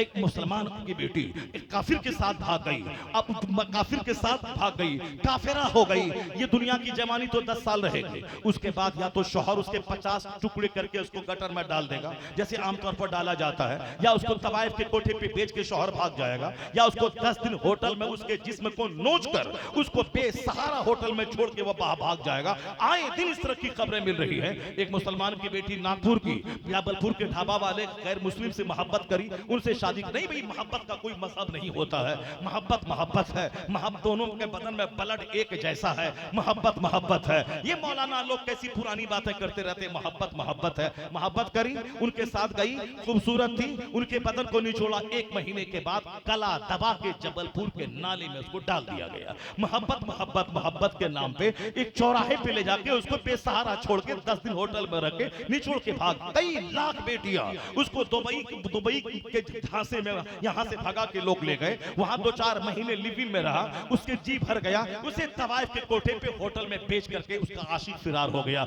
अब ना घर आ सकती है और ना उसके पास जा सकती है, ना कोई दूसरा उसको अपनी बीवी के तौर पर एक्सेप्ट कर सकता है। अब सारी जिंदगी जब तक जवान है वह आने वाले गेस्ट के बिस्तर को गर्म करे, और जब बूढ़ी हो जाए तो दरगाहों पे बैठ के भीख मांगे। ये हाल है, मगर तुमने नहीं देखा जो नफ्स की गुलामी नहीं किया, जिसकी नजर आखिरत पे है, जिसकी नजर अल्लाह रसूल पे है, या चंद दिन की जवानी पे नहीं है, जहां का एक दिन 50,000 साल के बराबर होगा, जहां खरबों साल रहना है। दुनिया में के 70 साल 70 सेकंड की तरह है, मगर जहां खरबों साल रहना है, जिसके घर में माँ बाप ने आखिरत की बात की, जन्नत की बात की, आका अलैहिस्सलाम की सुन्नतों की बात की, मरने के बाद की जो दुनिया है उस दुनिया की बात की, उसकी बेटियां कभी काफिरों के साथ भागकर जलील नहीं हुई। उनकी बेटियों को अगर किसी ने 50 करोड़ रुपए का झांसा देकर उसके हुस्न को निचोड़ना चाहा, उसकी बेटियों ने उसके मुंह पे थूक दिया, और ये कहते हुए कि सारी जिंदगी कुंवारी रह जाऊंगी मगर ईमान का सौदा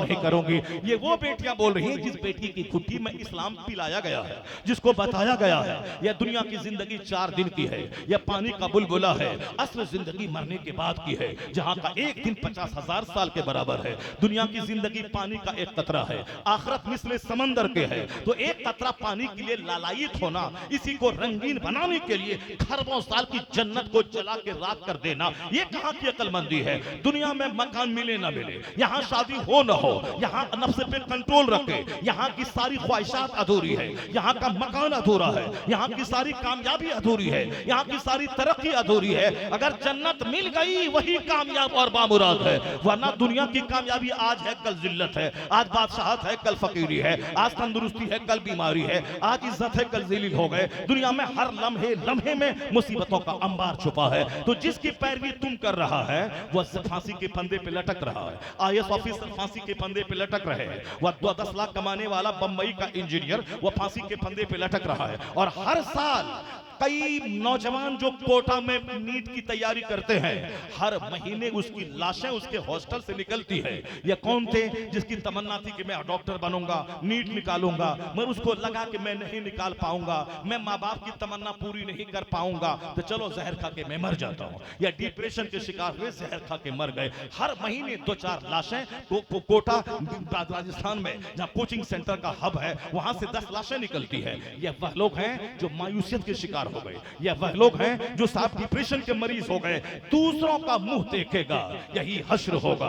मगर तुमने कभी सुना एक 5,000 कमाने वाला मुअज्जिन कभी फांसी के फंदे पे लटका हो, 10,000 कमाने वाला इमाम कभी फांसी के फंदे पे लटका हो, मकतब में पढ़ाने वाला मौलवी कभी फांसी के फंदे पे लटका हो? नहीं नहीं नहीं सुना होगा। अगर होगा भी तो करोड़ों में कोई इक्का दुक्का होगा। मगर यहाँ तो आए दिन स्कूल में, कॉलेजेस में, कोचिंग सेंटर पे हमेशा इस तरह के वारदात मिल रहे हैं। डीएम फांसी के फंदे पे लटक रहा है। अमेरिका का इंजीनियर 4 बच्चों के साथ मकान से नीचे कूद करके जान दे दिया। यहाँ वेस्ट बंगाल में ममता बनर्जी का एक मंत्री वो सब ऊपर वाले कोठे से नीचे कूद के जान दे दिया। मंत्री जान दे रहे हैं, साहब डीएम जान दे रहे हैं, साहब मजिस्ट्रेट जान दे रहे हैं, साहब इंजीनियर जान दे रहे हैं, आईएएस ऑफिसर जान दे रहे हैं, डॉक्टर जहर खा के मर रहे हैं। इसका मतलब ये निकला जो इस्लाम से हटेगा, जो सब्र से हटेगा, जो कनात से हटेगा, उसका हाल यही होगा। और इस्लाम का क्या फॉर्मूला है? सब्र बड़ी दौलत है, कनात बड़ी दौलत है। अल्लाह पर जो भरोसा करता है वो कभी जहर नहीं खाएगा। वमन यतवक्कल अलल्लाह फहुव हस्बुह, जो अल्लाह पे भरोसा करता है अल्लाह उसके लिए काफी हो जाता है। जिसके मॉडल मुस्तफा है, जिसके घर में 2-2 महीने तक चूल्हे में आग नहीं सुलगती थी, जिसका मॉडल फिल्म का एक्टर हो, वो जहर खाएगा, वो रुस्वा होगा। लेकिन जिसके लिए मॉडल मुस्तफा हो जाए, अमीरी में भी सलामत रहेगा, गरीबी में भी सलामत रहेगा।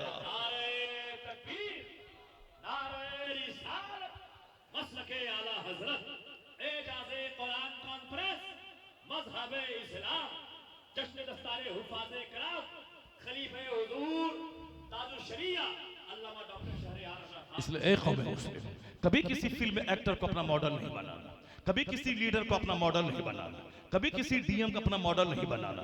जरा देखिए, मैंने अपने समाज में देखता हूँ, एक स्कूल का टीचर 1 लाख रुपए महाना है, महीना लगते लगते सारे पैसे खत्म हो जाते हैं। वह दूसरों से कर्ज लेता है, दामाद के आने के बाद हम गोश्त कहाँ से लाएं, फल फ्रूट से कहाँ से लाएं। लेकिन हमारे मदरसे का टीचर जो 10,000 रुपये महीना कमाता है वह दूसरों को कर्ज देता है।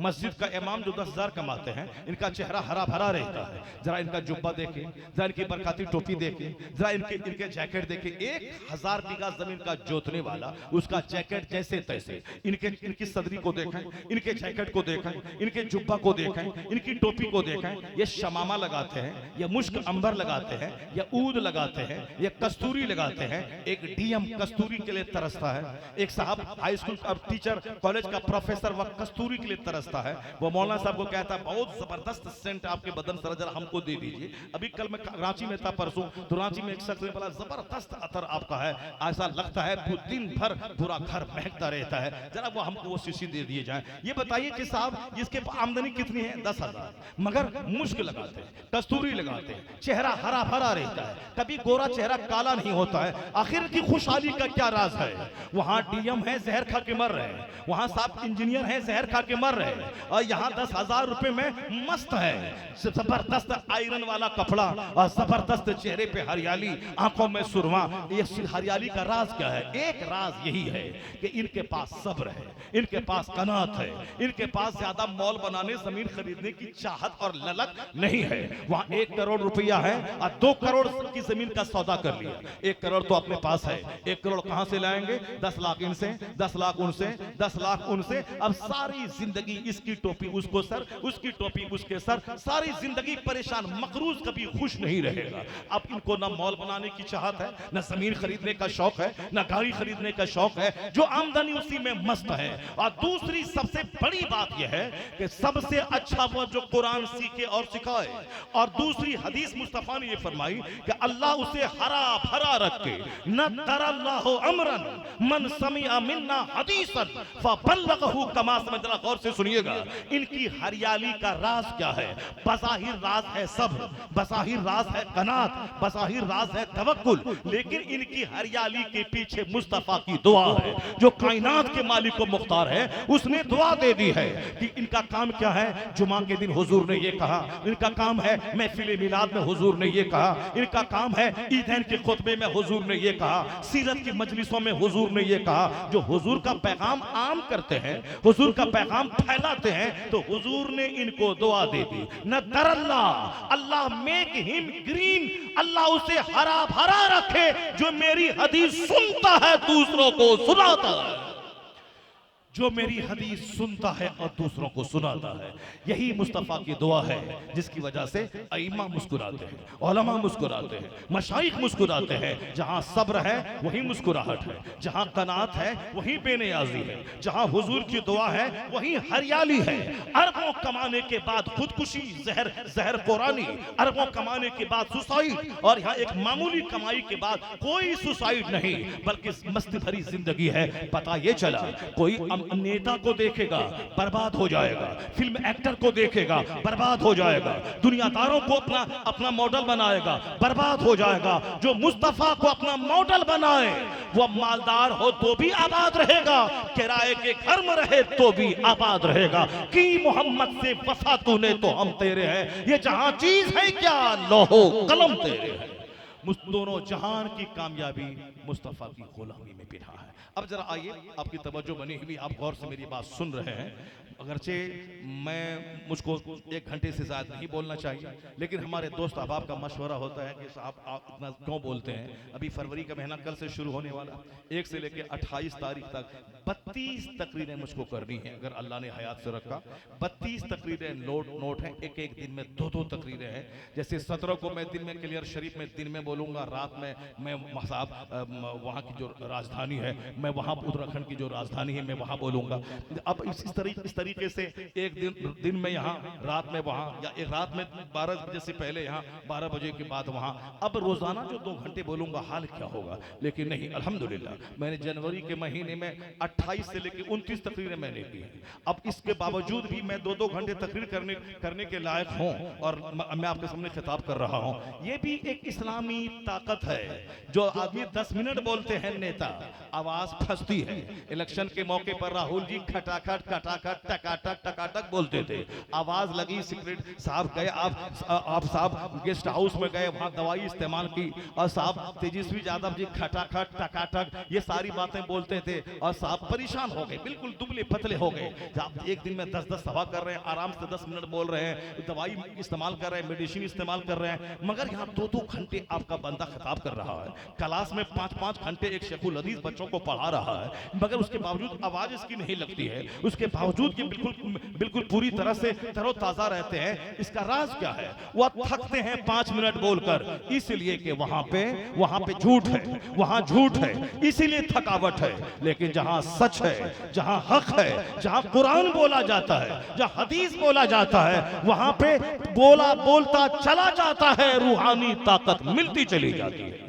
ये रूहानी ताकत के जलवे, ये रूहानी ताकत के जलवे हैं, ये आध्यात्मिक शक्ति के जलवे हैं। जो झूठ बोलता है वो कमजोर हो जाता है, जो गुनाह करता है वह कमजोर हो जाता है। गुनहगार अंदर से खोखले हो जाते हैं, झूठ बोलने वाले अंदर से खोखले हो जाते हैं, गुनहगार अंदर से खोखले हो जाते हैं। नमाज पढ़ के देखें, रोजा रख के देखें, हज करके देखें, ज़कात दे के देखें। मेरा अपना जाती तजर्बा है कि माह रमजान में मैं बचपन से, जब से मैं रोजा रख रहा हूँ 8-9 साल की उम्र से, उस वक्त से लेके आज तक कोई किसी एक भी रमजान का रोजा मुझसे नहीं छूटा। चाहे मैं सफर में रहूं या मदरसे का काम करता रहूं, बंबई जाऊं, चेन्नई जाऊं, दिल्ली जाऊं, मगर हमने कभी भी रोजा को छोड़ा नहीं, न सफर में छोड़ा न घर में छोड़ा। ये मुझको याद है कि 8 साल से मैं रोजा रख रहा हूं, 7 साल की उम्र से अब तक मैंने कोई बहाना करके, न कलेक्शन का न सफर का बहाना करके मैंने कभी रोजा को नहीं छोड़ा। जबकि रमजान में अक्सर मैं सफर ही में रहता हूं, नहीं छोड़ा। और मेरा तजर्बा है कि माह रमजान में आम दिनों के मुकाबले में ज्यादा ताकतवर हो जाता हूं, मुझको अंदर से ज्यादा एनर्जी मिल जाती है। आम लोगों को इसका एहसास है। क्या कहा था उन्होंने, क्या साहब हॉलैंड के पादरी ने, अगर ताकत चाहिए डाइटिंग कीजिए, फास्टिंग कीजिए। क्या कहा रामदेव जी ने, अगर ताकत चाहिए फास्टिंग कीजिए, फास्टिंग कीजिए। अगर अंदर से पेट को आप आराम देना चाहते हैं, गुर्दे को, किडनी को, स्टमक को, इंटेस्टाइन को आप आराम देना चाहते हैं ताकि रिफ्रेश्ड हो जाए, तो माह रमजान के 30 रोजे रखिए। उससे क्या होगा, 10 से लेकर 12 घंटे तक आपका लीवर आराम रहेगा, आपकी किडनी को आराम मिलेगा, आपके पेट को आराम मिलेगा। रोजा रखिए, फास्टिंग कीजिए, सेहतमंद हो जाएंगे। रामदेव जी आज कहते हैं observe fast you will be healthy. Holland का पादरी आज कहता है observe fast you will be healthy. दुनिया के बड़े बड़े साइंटिस्ट आज कहते हैं observe fast you will be healthy. कुर्बान हमारे पैगंबर 1400 साल पहले कहा सुमू तसहु, रोजा रखो सेहतमंद हो जाओगे। जहां दानिश्वरों की फिक्र आज गई है, वहां पैगंबरे आजम ने 1400 साल पहले जो जीवन गुजारने का आदेश दिया है, इसलिए कहा जा सकता है कि हजारों वैज्ञानिकों की फिक्र जहां पहुंची, वहां मुस्तफा ने उस फिक्र को 1400 साल पहले दुनिया के सामने रखा है। कोई थिंकर बड़ा नहीं, कोई प्रोफेसर बड़ा नहीं, कोई साइंटिस्ट बड़ा नहीं, सारे अच्छों में अच्छा समझिए जिसे, है उस अच्छे से अच्छा हमारा नबी। सारे ऊंचों में ऊंचा समझिए जिसे, है उस ऊंचे से ऊंचा हमारा नबी। अकाल-इस्सलाम लाजवाब, अकाल-इस्सलाम की बात लाजवाब। अब जरा गौर से सुनिए, हमारे लोग मायूस हैं कि हमारा मुस्तकबिल क्या होगा, आने वाला दिन हमारा कैसा होगा, आने वाला वक्त हमारा कैसा होगा। मुसलमान मायूसियत के शिकार हैं, मुसलमान डिप्रेशन के शिकार हैं। हिंदुस्तान के अहवाल देखते हैं, फिलिस्तीन के हालात देखते हैं, अरब ममालिक के हालात देखते हैं, मुसलमानों को एक चिंता, एक फिक्र सता रही है। आने वाला वक्त कैसा होगा, मेरे बाल बच्चों के लिए कैसा होगा, हमारे मुल्क के लिए कैसा होगा। कुछ नहीं होगा। आपके पैगंबर ने जो कुछ कहा है उसको गौर से सुनिए, और आपके रब ने जो कुछ कहा है उसको गौर से सुनिए। ये कुरान पाक की गैबी खबरें हैं, ये कुरान पाक की खबर सुनिए। लोग नेता कहते हैं इस्लाम खतरे में है, संभल जाओ। मौलाना मेरे जैसा कहता है इस्लाम खतरे में है, तुम संभल जाओ। इस्लाम कभी खतरे में नहीं था, इस्लाम कभी खतरे में न था, न है, न क़यामत तक रहेगा। अलबत्ता बदअमल मुसलमान खतरे में रहते हैं, जो झूठ बोले वो खतरे में है, जो शादी ब्याह में काफिरों की नकल करे वो खतरे में है, जो मुश्रिकों की तरह बर्थडे पार्टी में पैसे पानी की तरह बहाएं वो खतरे में है, जिनकी बेटियां जिनसे टी शर्ट पहन के दावतें ज़िना दें वो खतरे में है, जिनके घर में सारा माहौल काफिराना मुशरिकाना हो वो खतरे में है, मस्जिदें उजड़ जाए वो खतरे में है, रमजान के दिन में दवाई कमर में लेकर के झूठ बोले रोजा न रखे वो खतरे में है। ज़कात फर्ज हुआ था 25 साल पहले, डिलेट करते हुए 25 साल तक उसको मौखर करते रहे वो खतरे में है। अपनी बेटी की शादी, बेटे की नौकरी का बहाना बना के ज़कात न निकालें, हज न करें वो खतरे में है। इस्लाम कभी खतरे में नहीं था, न है, न आज है, न क़यामत तक रहेगा। मेरी बात झूठी, अल्लाह की बात सच्ची, अल्लाह की बात सच्ची। हम कहते हैं इस्लाम खतरे में है, अल्लाह कहता है नहीं। युरीदून लियुत्फिउ नूरल्लाहि बिअफ़वाहिहिम वल्लाहु मुतिम्मु नूरी। अल्लाह कहता है ये मुशरिक अपने मुंह से इस्लाम का चिराग बुझाना चाहते हैं, अल्लाह उस नूर को पूरा करना चाहता है, अल्लाह उस नूर को पूरा करना चाहता है। ये मुशरिक बुझाना चाहते हैं, नूर बुझाना चाहते हैं, अल्लाह उस नूर को पूरा करना चाहता है। तो बंदों का चाहा हुआ नहीं होगा, होगा वही जो अल्लाह चाहेगा। तो अल्लाह चाहता है इस्लाम मुकम्मल होकर रहे, इस्लाम का नूर बुझे नहीं, हर घर में पहुंच जाए। तो जो अल्लाह चाहेगा वह होगा, जो बंदा चाहेगा वो नहीं होगा।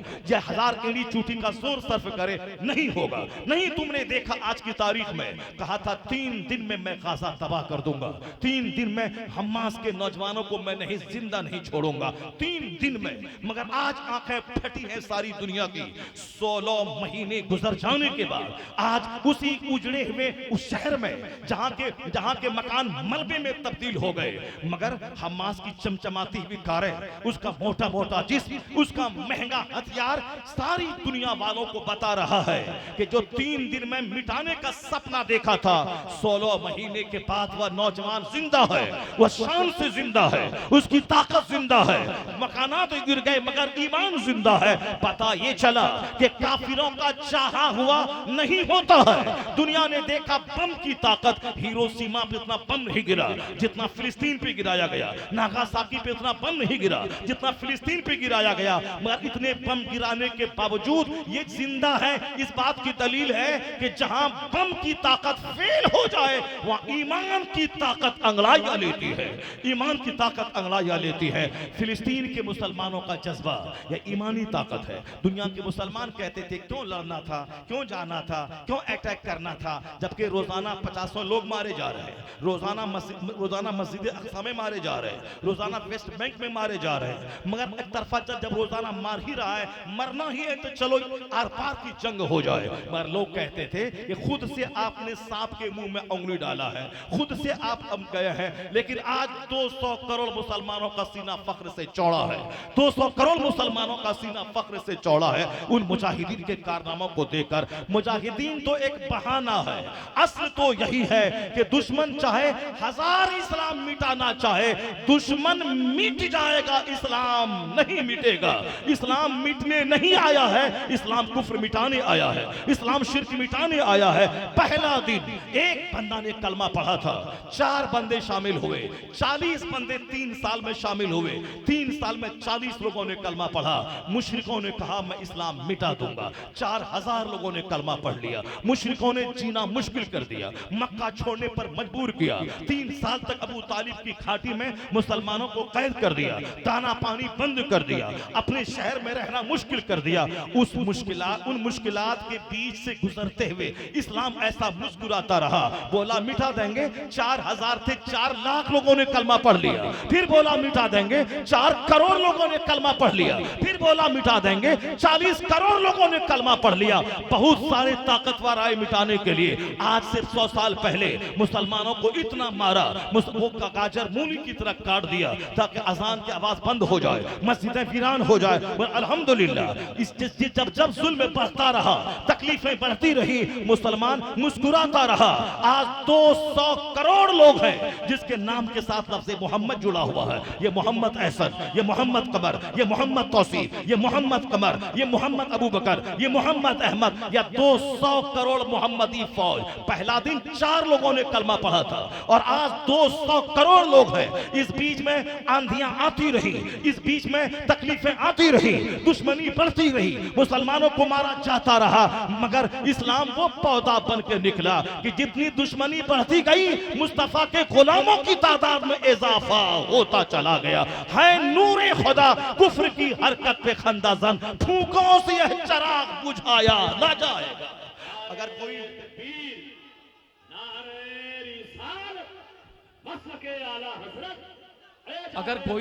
अगर कोई नेता बोलता है तो झूठ बोलता है, अगर मौलवी बोलता है तो झूठ बोलता है, अगर हमारा कोई बंदा बोलता है तो झूठ बोलता है, हमारा कोई अरबपति बोलता है तो झूठ बोलता है। इस्लाम न कभी खतरे में था, न आज है, न कयामत तक रहेगा। अब जरा एजाज सुनिए। एक मुल्क है दुनिया में, वह थाईलैंड, उसकी राजधानी है बैंकॉक। बैंकॉक में एक यूनिवर्सिटी है, उस यूनिवर्सिटी में एनाटॉमी के डिपार्टमेंट के हेड हैं, जैसे उर्दू के हेड, अंग्रेजी के हेड, फिजिक्स के हेड, केमिस्ट्री के हेड, हेड, मैथमेटिक्स के हेड, यानी उस जो डीन होते हैं, डीन ऑफ द डिपार्टमेंट। हमारे मदरसे में तो आज मदरसा खुला और 2 साल के बाद दस्तारबंदी हो जाती है। यहीं से मौलाना भी बनेंगे, यहीं से मुफ्ती भी बनेंगे, यहीं से हाफिज भी बनेंगे, यहीं से कारी भी बनेंगे, सब बनेंगे और 0/0 बनेंगे। अब वहाँ स्कूल में, यह प्राइमरी स्कूल है, वहाँ मिडिल स्कूल है, वह हाई स्कूल है, वह 10+2 है, वह डिग्री कॉलेज है, वह पीजी कॉलेज है, यानी 1 से लेके 5 तक यहाँ पढ़ेंगे, 5 से लेके 8 तक वहाँ पढ़ेंगे, 9th 10th वहाँ पढ़ेंगे, +2 वहाँ पढ़ेंगे, साहब 3 ईयर से डिग्री वहाँ पढ़ेंगे, पीजी पोस्ट ग्रेजुएशन वहाँ करेंगे। हमारे यहाँ एक ही झोपड़ी में सब कुछ होता है। यहीं पे मिडिल क्लास की पढ़ाई होती है, यहीं पे हाई स्कूल की पढ़ाई होती है, यहीं पे बच्चा एदादिया भी पढ़ेंगे, यहीं पे सानिया भी पढ़ेंगे, यहीं राबिया भी पढ़ेंगे, यहीं खामिसा भी पढ़ेंगे, यहीं साहब सामेना भी पढ़ेंगे, यहीं फजीलत की पढ़ाई भी होगी और यहीं मुफ्ती की भी पढ़ाई होगी। यानी सब कुछ इसी बिल्डिंग के नीचे सारी तालीम होगी। नतीजे में सब पढ़ लिए और सब फन में कमजोर हो गए। आज जमाना है एक्सपर्ट का। एक फन पढ़िए, मजबूती से पढ़िए, फिजिक्स पढ़िए, एक्सपर्ट बढ़िए, केमिस्ट्री के एक्सपर्ट बढ़िए। आज हमसे लोग कहते हैं साहब आप रद्द वहाबिया पे उर्दू नहीं करते हैं। मैंने कहा हमारा अकीदा सुन लीजिए, जो मुस्तफ़ा की तौहीन करता है वो इस्लाम से खारिज है। जो इस्लाम से खारिज है वो साहब अगर करोड़ों रुपए कमाता हो, अगर उसके साथ किसी ने अपनी बेटी का ब्याह कर दिया तो वो निकाह करना हराम हो गया, वह ज़िनाकारी होगी। जितने बच्चे पैदा होंगे वलदुस ज़िना वलदुल हराम पैदा होंगे। ये हमारा अकीदा है। जो मुस्तफ़ा की तौहीन करेगा, इल्म गैब की तौहीन करेगा, जो अकाली सलाम के कमालात इख्तियारात की तौहीन करेगा, जो हुजूर के इल्म गैब को जानवरों से तशबीह देगा, बस वो गया काम से। जो आला हज़रत का फतवा है हम उसको मानते हैं। लेकिन हम ये कहना चाहते हैं, आप क्या चाहते हैं? हम साइंस भी बोलें, हम इस्लाह भी बोलें, हम साहब रद भी बोलें, सब कुछ हम ही करें। आप उसके यहाँ एक्सपर्ट होता है, वो मैथ के एक्सपर्ट, फिजिक्स के एक्सपर्ट, केमिस्ट्री के एक्सपर्ट, हिस्ट्री के एक्सपर्ट। आप क्या चाहते हैं? कोई रद्द वहाबिया का एक्सपर्ट हो, कोई इस्लाह आमाल का एक्सपर्ट हो, कोई इस्लाह अहवाल का एक्सपर्ट हो, कोई साइंटिफिक टॉपिक का एक्सपर्ट हो। कोई एक्सपर्ट होना चाहिए। यहाँ नहीं बस एक ही आदमी से सब काम करवा लेना, वही सब काम करे और एक ही पैटर्न पे सब काम करना है। नहीं चलेगा ऐसे। दीन का काम करना होगा, अलग अलग माहिर को पैदा करना होगा। ये साहब इमामुल नहव हैं, ये इमामुल मंतिक हैं, ये इमामुल फलसफा हैं, ये इमामुल सर्फ है। तो अब हर सर्फ के इमाम है, ये सर्फ के इमाम, ये नहव के इमाम, ये मानी के इमाम, ये इल्मे बदी के इमाम, ये इल्मे ग्रामर के इमाम। जब इमाम है सबके अलग अलग है तो एक ही बंदा सारा काम क्यों करेगा? एक ही मदरसे से सारे बच्चे क्यों फारिग होंगे? यहाँ हिफ्ज की तालीम होगी, वहाँ क़िरात की तालीम होगी, वहाँ सानिया तक तालीम होगी, वहाँ खामिसा तक तालीम होगी, वहाँ फजीलत तक तालीम होगी। तो सारे मदरसों के बच्चे मोहताज रहेंगे। ऐसा नहीं कि वहाँ से खारजा हुआ यहाँ ले लिया, यहाँ से खारजा क्या वो उसको ले लिया। सारे मदरसे वाले लालाई थे कि बच्चे हमारे यहाँ आ जाएं। स्कूल में 3 साल तक के लिए नो एडमिशन का बोर्ड लगा हुआ है। कोई हमारे यहाँ एडमिशन 3 साल तक नहीं होगा। और हमारे मदरसे में शाबान में परसों छुट्टी होने वाली है और आज भी एडमिशन चालू है। आज भी एडमिशन चालू है क्योंकि बच्चे ही नहीं हमारे यहाँ। हमारे साल भर तक एडमिशन होता है और वहाँ नो एडमिशन क्लोज्ड हो गया। क्रिश्चियनों के स्कूल में एडमिशन क्लोज्ड हो गया, हमारे यहाँ एडमिशन चलता है। इसका मतलब है कि कोई सिस्टम नहीं है। सिस्टम पैदा करना होगा, सिस्टम बनाना होगा, सिस्टम से काम करना होगा, तब चलेगा। ऐसा नहीं कि चंदा भी हम ही करें, पढ़ाएं भी हम ही, तामीर भी हम ही करें, टीचर की तनख्वाह भी हम ही लाएं, यानी सारा काम हम ही करें। नतीजे में कमजोर किस्म के बच्चे पैदा हो रहे हैं। वो बच्चे जिसके पास ना इल्म है ना तरबियत है। आज फारिग हुए, कल मस्जिद में चले गए और परसों लड़ाई करके मस्जिद से बाहर निकल गए। यहाँ डीएम का एग्जाम, आईएएस का एग्जाम निकालने के बाद 6 महीने की ट्रेनिंग होती है। यहाँ साहब बीएड करने के बाद ट्रेनिंग होती है। यहाँ साहब टीचर्स ट्रेनिंग के बाद उसकी ट्रेनिंग होती है, ज्वाइनिंग के बाद ट्रेनिंग होती है। आपको कैसे पढ़ाना है, आपको कैसे फेस करना है, कैसे बच्चे जब बदमाशी करें तो कैसे पढ़ाना है, गार्जियन आके बोले तो कैसे पढ़ाना है। हमारे यहाँ कोई ट्रेनिंग नहीं है। आज फारिग हुए, कल मस्जिद में चले गए, अब परसों वहां से लड़ाई करके मस्जिद से भाग गए। अब मस्जिद में है तो नमाज पढ़ा रहे हैं और घर चले गए तो नमाज छोड़ दिया। या उसी मोहल्ले में किसी दोस्त के ठहरे, 3 दिन तक इमामत थी तो 5 टाइम पढ़ा रहे थे, और दोस्त के घर में गए तो नमाजों 5 टाइम नमाज छोड़ दिया। ये है ना तजर्बाकारी की वजह से आलिमों का वकार मजरू हो रहा है। आलिम दिन का काम नहीं कर पा रहे, बहैसियत मुलाजिम हम काम कर रहे हैं। ट्रेनिंग देनी होगी, ट्रेनिंग देनी होगी। उसको आपको इमामत कैसे करनी है, दर्स तदरीस कैसे करनी है, मदरसा कैसे चलाना है, नाजिम मोहतमीम बनना है तो उसकी ट्रेनिंग अलग हो, टीचर की ट्रेनिंग अलग हो, तरावी सुनाना उसकी ट्रेनिंग अलग हो, मकतब में पढ़ाना उसकी ट्रेनिंग अलग हो। बगैर ट्रेनिंग के अफराद पैदा होते हैं, नतीजे में नाकिस और खाम पैदा होते होते हैं और फिर एहसास कमतरी के शिकार हो गए, नहीं मिला, सारी जिंदगी दूसरों के मोहताज रहे और कोई बहुत बड़ा काम नहीं कर पाए। मेहनत करनी पड़ेगी। ऐसा नहीं होता है कि आम का पेड़ लगा के अजमेर चले जाएं, बोले बाबा इसमें से सेब निकल जाए। ऐसा नहीं होता है कि गेहूं का पेड़ लगा, पौधा लगा दें और अजमेर चले जाएं कि बाबा यहां से बासमती धान निकल जाए। यह कानून नहीं है। कानून क्या है? जैसी जमीन वैसी फसल, जैसा दरख्त वैसा फल। ये दुनिया का नियम है। जो मेहनत करेगा वो पाएगा। मुसलमान ईमान है, जन्नत जाएगा मरने के बाद। यहां अगर मेहनत नहीं करेगा कंगाल रहेगा, दूसरों के मोहताज रहेगा, दूसरों के सामने हाथ फैलाएगा। ये दुनिया मेहनत की जगह है, स्ट्रगल की जगह है, जद्दोजहद की जगह है। अगर मैं मेहनत नहीं करूं, एक मस्जिद में मैं इमामत कर लूं तो बस उसी पे इक्तफा कर लूं कि अब सारी जिंदगी नमाज पढ़ानी है और उसके बाद अपना खाना पीना भी 5,000 रुपए में हमको सबर कर लेना है। तो हम अपने बच्चों को डीएम बनाना चाहते हैं, डॉक्टर बनाना चाहते हैं, इंजीनियर बनाना चाहते हैं, नहीं होगा। सारी जिंदगी इंतजार करना होगा। कौन सऊदी अरब से आ रहा है, कौन बंबई से ठेकेदार आ रहा है, उसके दरवाजे पे जाना पड़ेगा, उसकी पॉलिश लगानी पड़ेगी, फिर वहां से कुछ इमदाद लेना पड़ेगा। सारी जिंदगी ऐसे ही करते रहेंगे। मैं दाद देता हूं दिल्ली के मस्जिद के उस इमाम को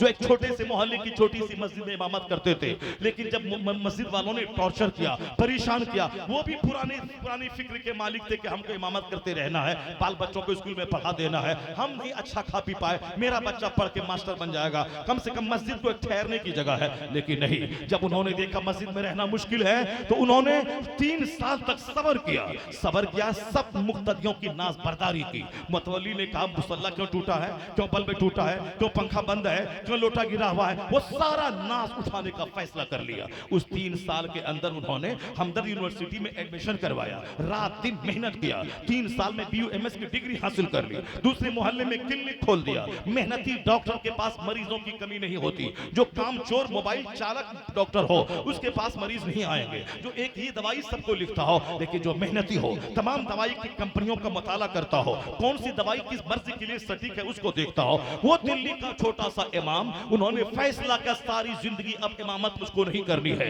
अब मुझको मेहनत करके पैसा पैदा करना है। 3 साल तक तो रहना होगा मस्जिद में, ताकि जब तक कि मेरी डिग्री कॉलेज से मुकम्मल ना हो जाए। 3 साल तक उन्होंने सारा नाज मुतवल्ली का उठाया, सारे नमाजियों का नाज उठाया, मगर रात दिन मेहनत करके उन्होंने BUMS की डिग्री हासिल कर ली, क्लिनिक खोल दिया, क्लिनिक चलने लगी, अब पैसों की बारिश होने लगी। उधर उसी कॉलेज में लेक्चररशिप का ओहदा खाली हुआ, उन्होंने इंटरव्यू दिया, पास हो गया, अब कॉलेज के लेक्चरर भी बन गए और साथ इधर वो क्लिनिक के डॉक्टर भी बन गए। मस्जिद से इस्तीफा दे दिया, उसके बाद आराम से अब पैसों की बारिश कॉलेज से भी हो रही है, क्लिनिक से हो रही, अपना खुद का घर खरीद लिया दिल्ली में, पौष इलाके में, और खुद की क्लिनिक बना ली। अगर वो उसी पे सबर किए रहते कि फजर पढ़ाएं सो जाए, मगरिब पढ़ाएं सो जाए, जोहर पढ़ाएं सो जाए, तो फिर सारी जिंदगी दूसरों के मोहताज रहते और शिकवा की जिंदगी गुजारते। उन्होंने लड़ाई की, मुल्क फेस किया, उन्होंने हालात का फेस किया, मेहनत की, रात दिन एक किया, 3 साल मेहनत की। अब उनके बाल बच्चे साहब डॉक्टर बन रहे हैं,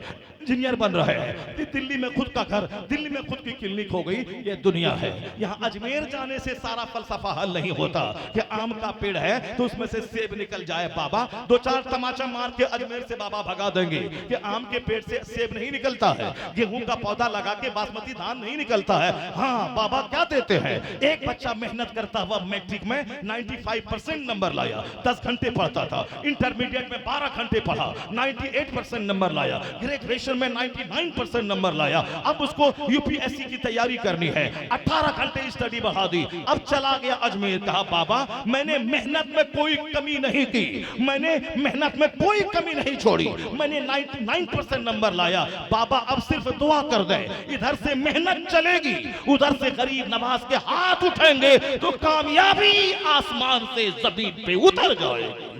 जहां इधर एक तरफ से मेहनत चले, एक तरफ से दुआ उठे, दुआ के लिए हाथ उठे, तब कामयाबी कदम चूमती है। ऐसा नहीं कि उस्ताद का पांव दबाएं मुफक्किर बन जाएं, उस्ताद के कपड़े धोएं मुहद्दिस हो जाएं, उस्ताद का खनी लटा के दे दें मुफक्किर बन जाएं। नहीं, उस्ताद का पांव दबाएंगे सवाब मिलेगा, उस्ताद के कपड़े धोएंगे सवाब मिलेगा, मगर वह इल्म सीने में नहीं जाएगा। कब जाएगा? 8 घंटे किताब पढ़ना होगा और आधा घंटा उस्ताद के सर में तेल लगाना होगा।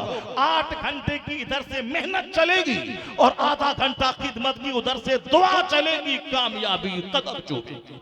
यही हर फील्ड में है। मुसलमान लहबान लेके बैठ गया, मुसलमान अगरबत्ती लेके बैठ गया, मुसलमान तो कादरिया लेके बैठ गया, मुसलमान फातिहा लेके बैठ गया। फातिहा अपनी जगह, लहबान अपनी जगह, मगर मेहनत अपनी जगह, स्ट्रगल अपनी जगह, जद्दोजहद अपनी जगह। लहबान से काम नहीं चलेगा, नमाज पढ़नी होगी, रोजा रखना होगा, हज व ज़कात अदा करने होंगे। लहबान फातिहा अगरबत्ती लेके बैठने से कोई कौम तरक्की नहीं करती है। जो कौम किताब लेके बैठती है, जो कौम कॉलेज लेके बैठती है, जो कौम ITI सेक्टर लेके बैठती है, जो कौम स्टडी लेके बैठती है, वो कौम कामयाब होती है। लहबान लगाने वाला वो मुजाविर कहलाएगा, चादर चढ़ाने वाला वो मुजाविर कहलाएगा। अजमेर के मुजाविर का बच्चा IAS ऑफिसर नहीं बनता है, MBBS डॉक्टर नहीं बनता है, वह चादर बेच के खाता है, वह चादर चढ़ा के खाता है, वह फूल बेच के खाता है।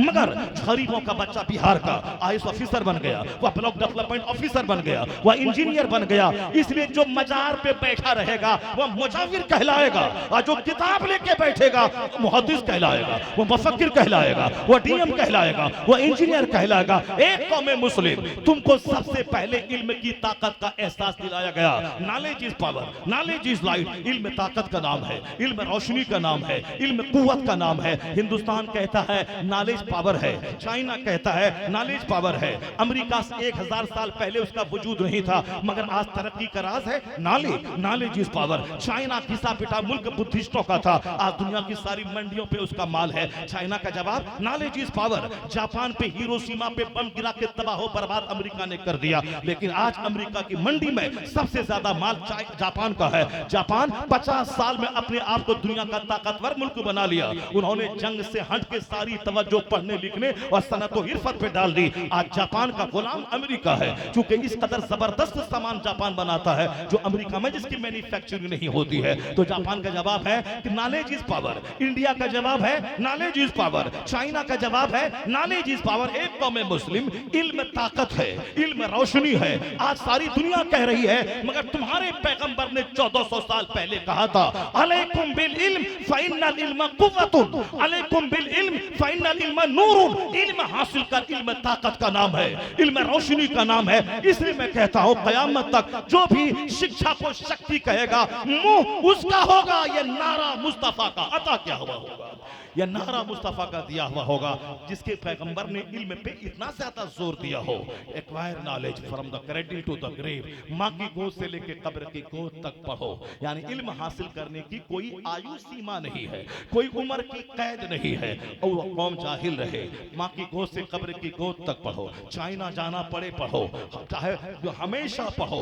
वृद्ध शिक्षा, एडल्ट एजुकेशन, बूढ़े पढ़े, जवान पढ़े, मर्द पढ़े, औरत पढ़े, सारे लोग पढ़ें। उस कौम के बच्चे अगर जाहिल हो जाएं, उस कौम के बच्चे अगर नाकारा हो जाएं, ये बहुत बड़ी ट्रेजेडी, ये बहुत बड़ी विडंबना है। आज जरूरत है जमीन न खरीदा जाए, अपने बच्चों को पढ़ाया जाए। मकान न बनाया जाए, अपने बच्चों को पढ़ाया जाए। प्लॉट न खरीदा जाए, बच्चों को पढ़ाया जाए। आज प्लॉट खुद आ जाएगा अगर बच्चे पढ़ लेंगे। बच्चे डॉक्टर बन जाए, इंजीनियर बन जाए। सिर्फ इंजीनियर डॉक्टर नहीं बनाए, उनको 5 घंटे स्कूल में पढ़ाए, 5 मिनट उसको मदरसे में भेज दें, आधा घंटा मदरसे में भेज दें। सिर्फ स्कूल में पढ़ेगा तो वह खुदकुशी करने वाला इंजीनियर बनेगा, जहर खाने वाला IAS ऑफिसर बनेगा। लेकिन अगर मदरसे में 10 मिनट के लिए पढ़ लिया, आलिमों का चेहरा देख लिया, यह 10 मिनट पढ़ाई उसको खुदकुशी से रोक देगी, उसको खुदकुशी से रोक देगी, उसको जहर खाने से रोक देगी, उसको जानवर बनने से रोक देगी। तो 5 घंटे स्कूल में पढ़े ताकि नौकरी मिले, खाना खाए, और 5 मिनट आलिम के पास पढ़े ताकि ईमान बचे, नमाज पढ़े, मरने के बाद जन्नत जाए। तो दोनों जहान की हरियाली का राज इसी में है कि फिजिक्स केमिस्ट्री पढ़े ताकि पेट भरे, और कुरान हदीस पढ़े ताकि ईमान बचे।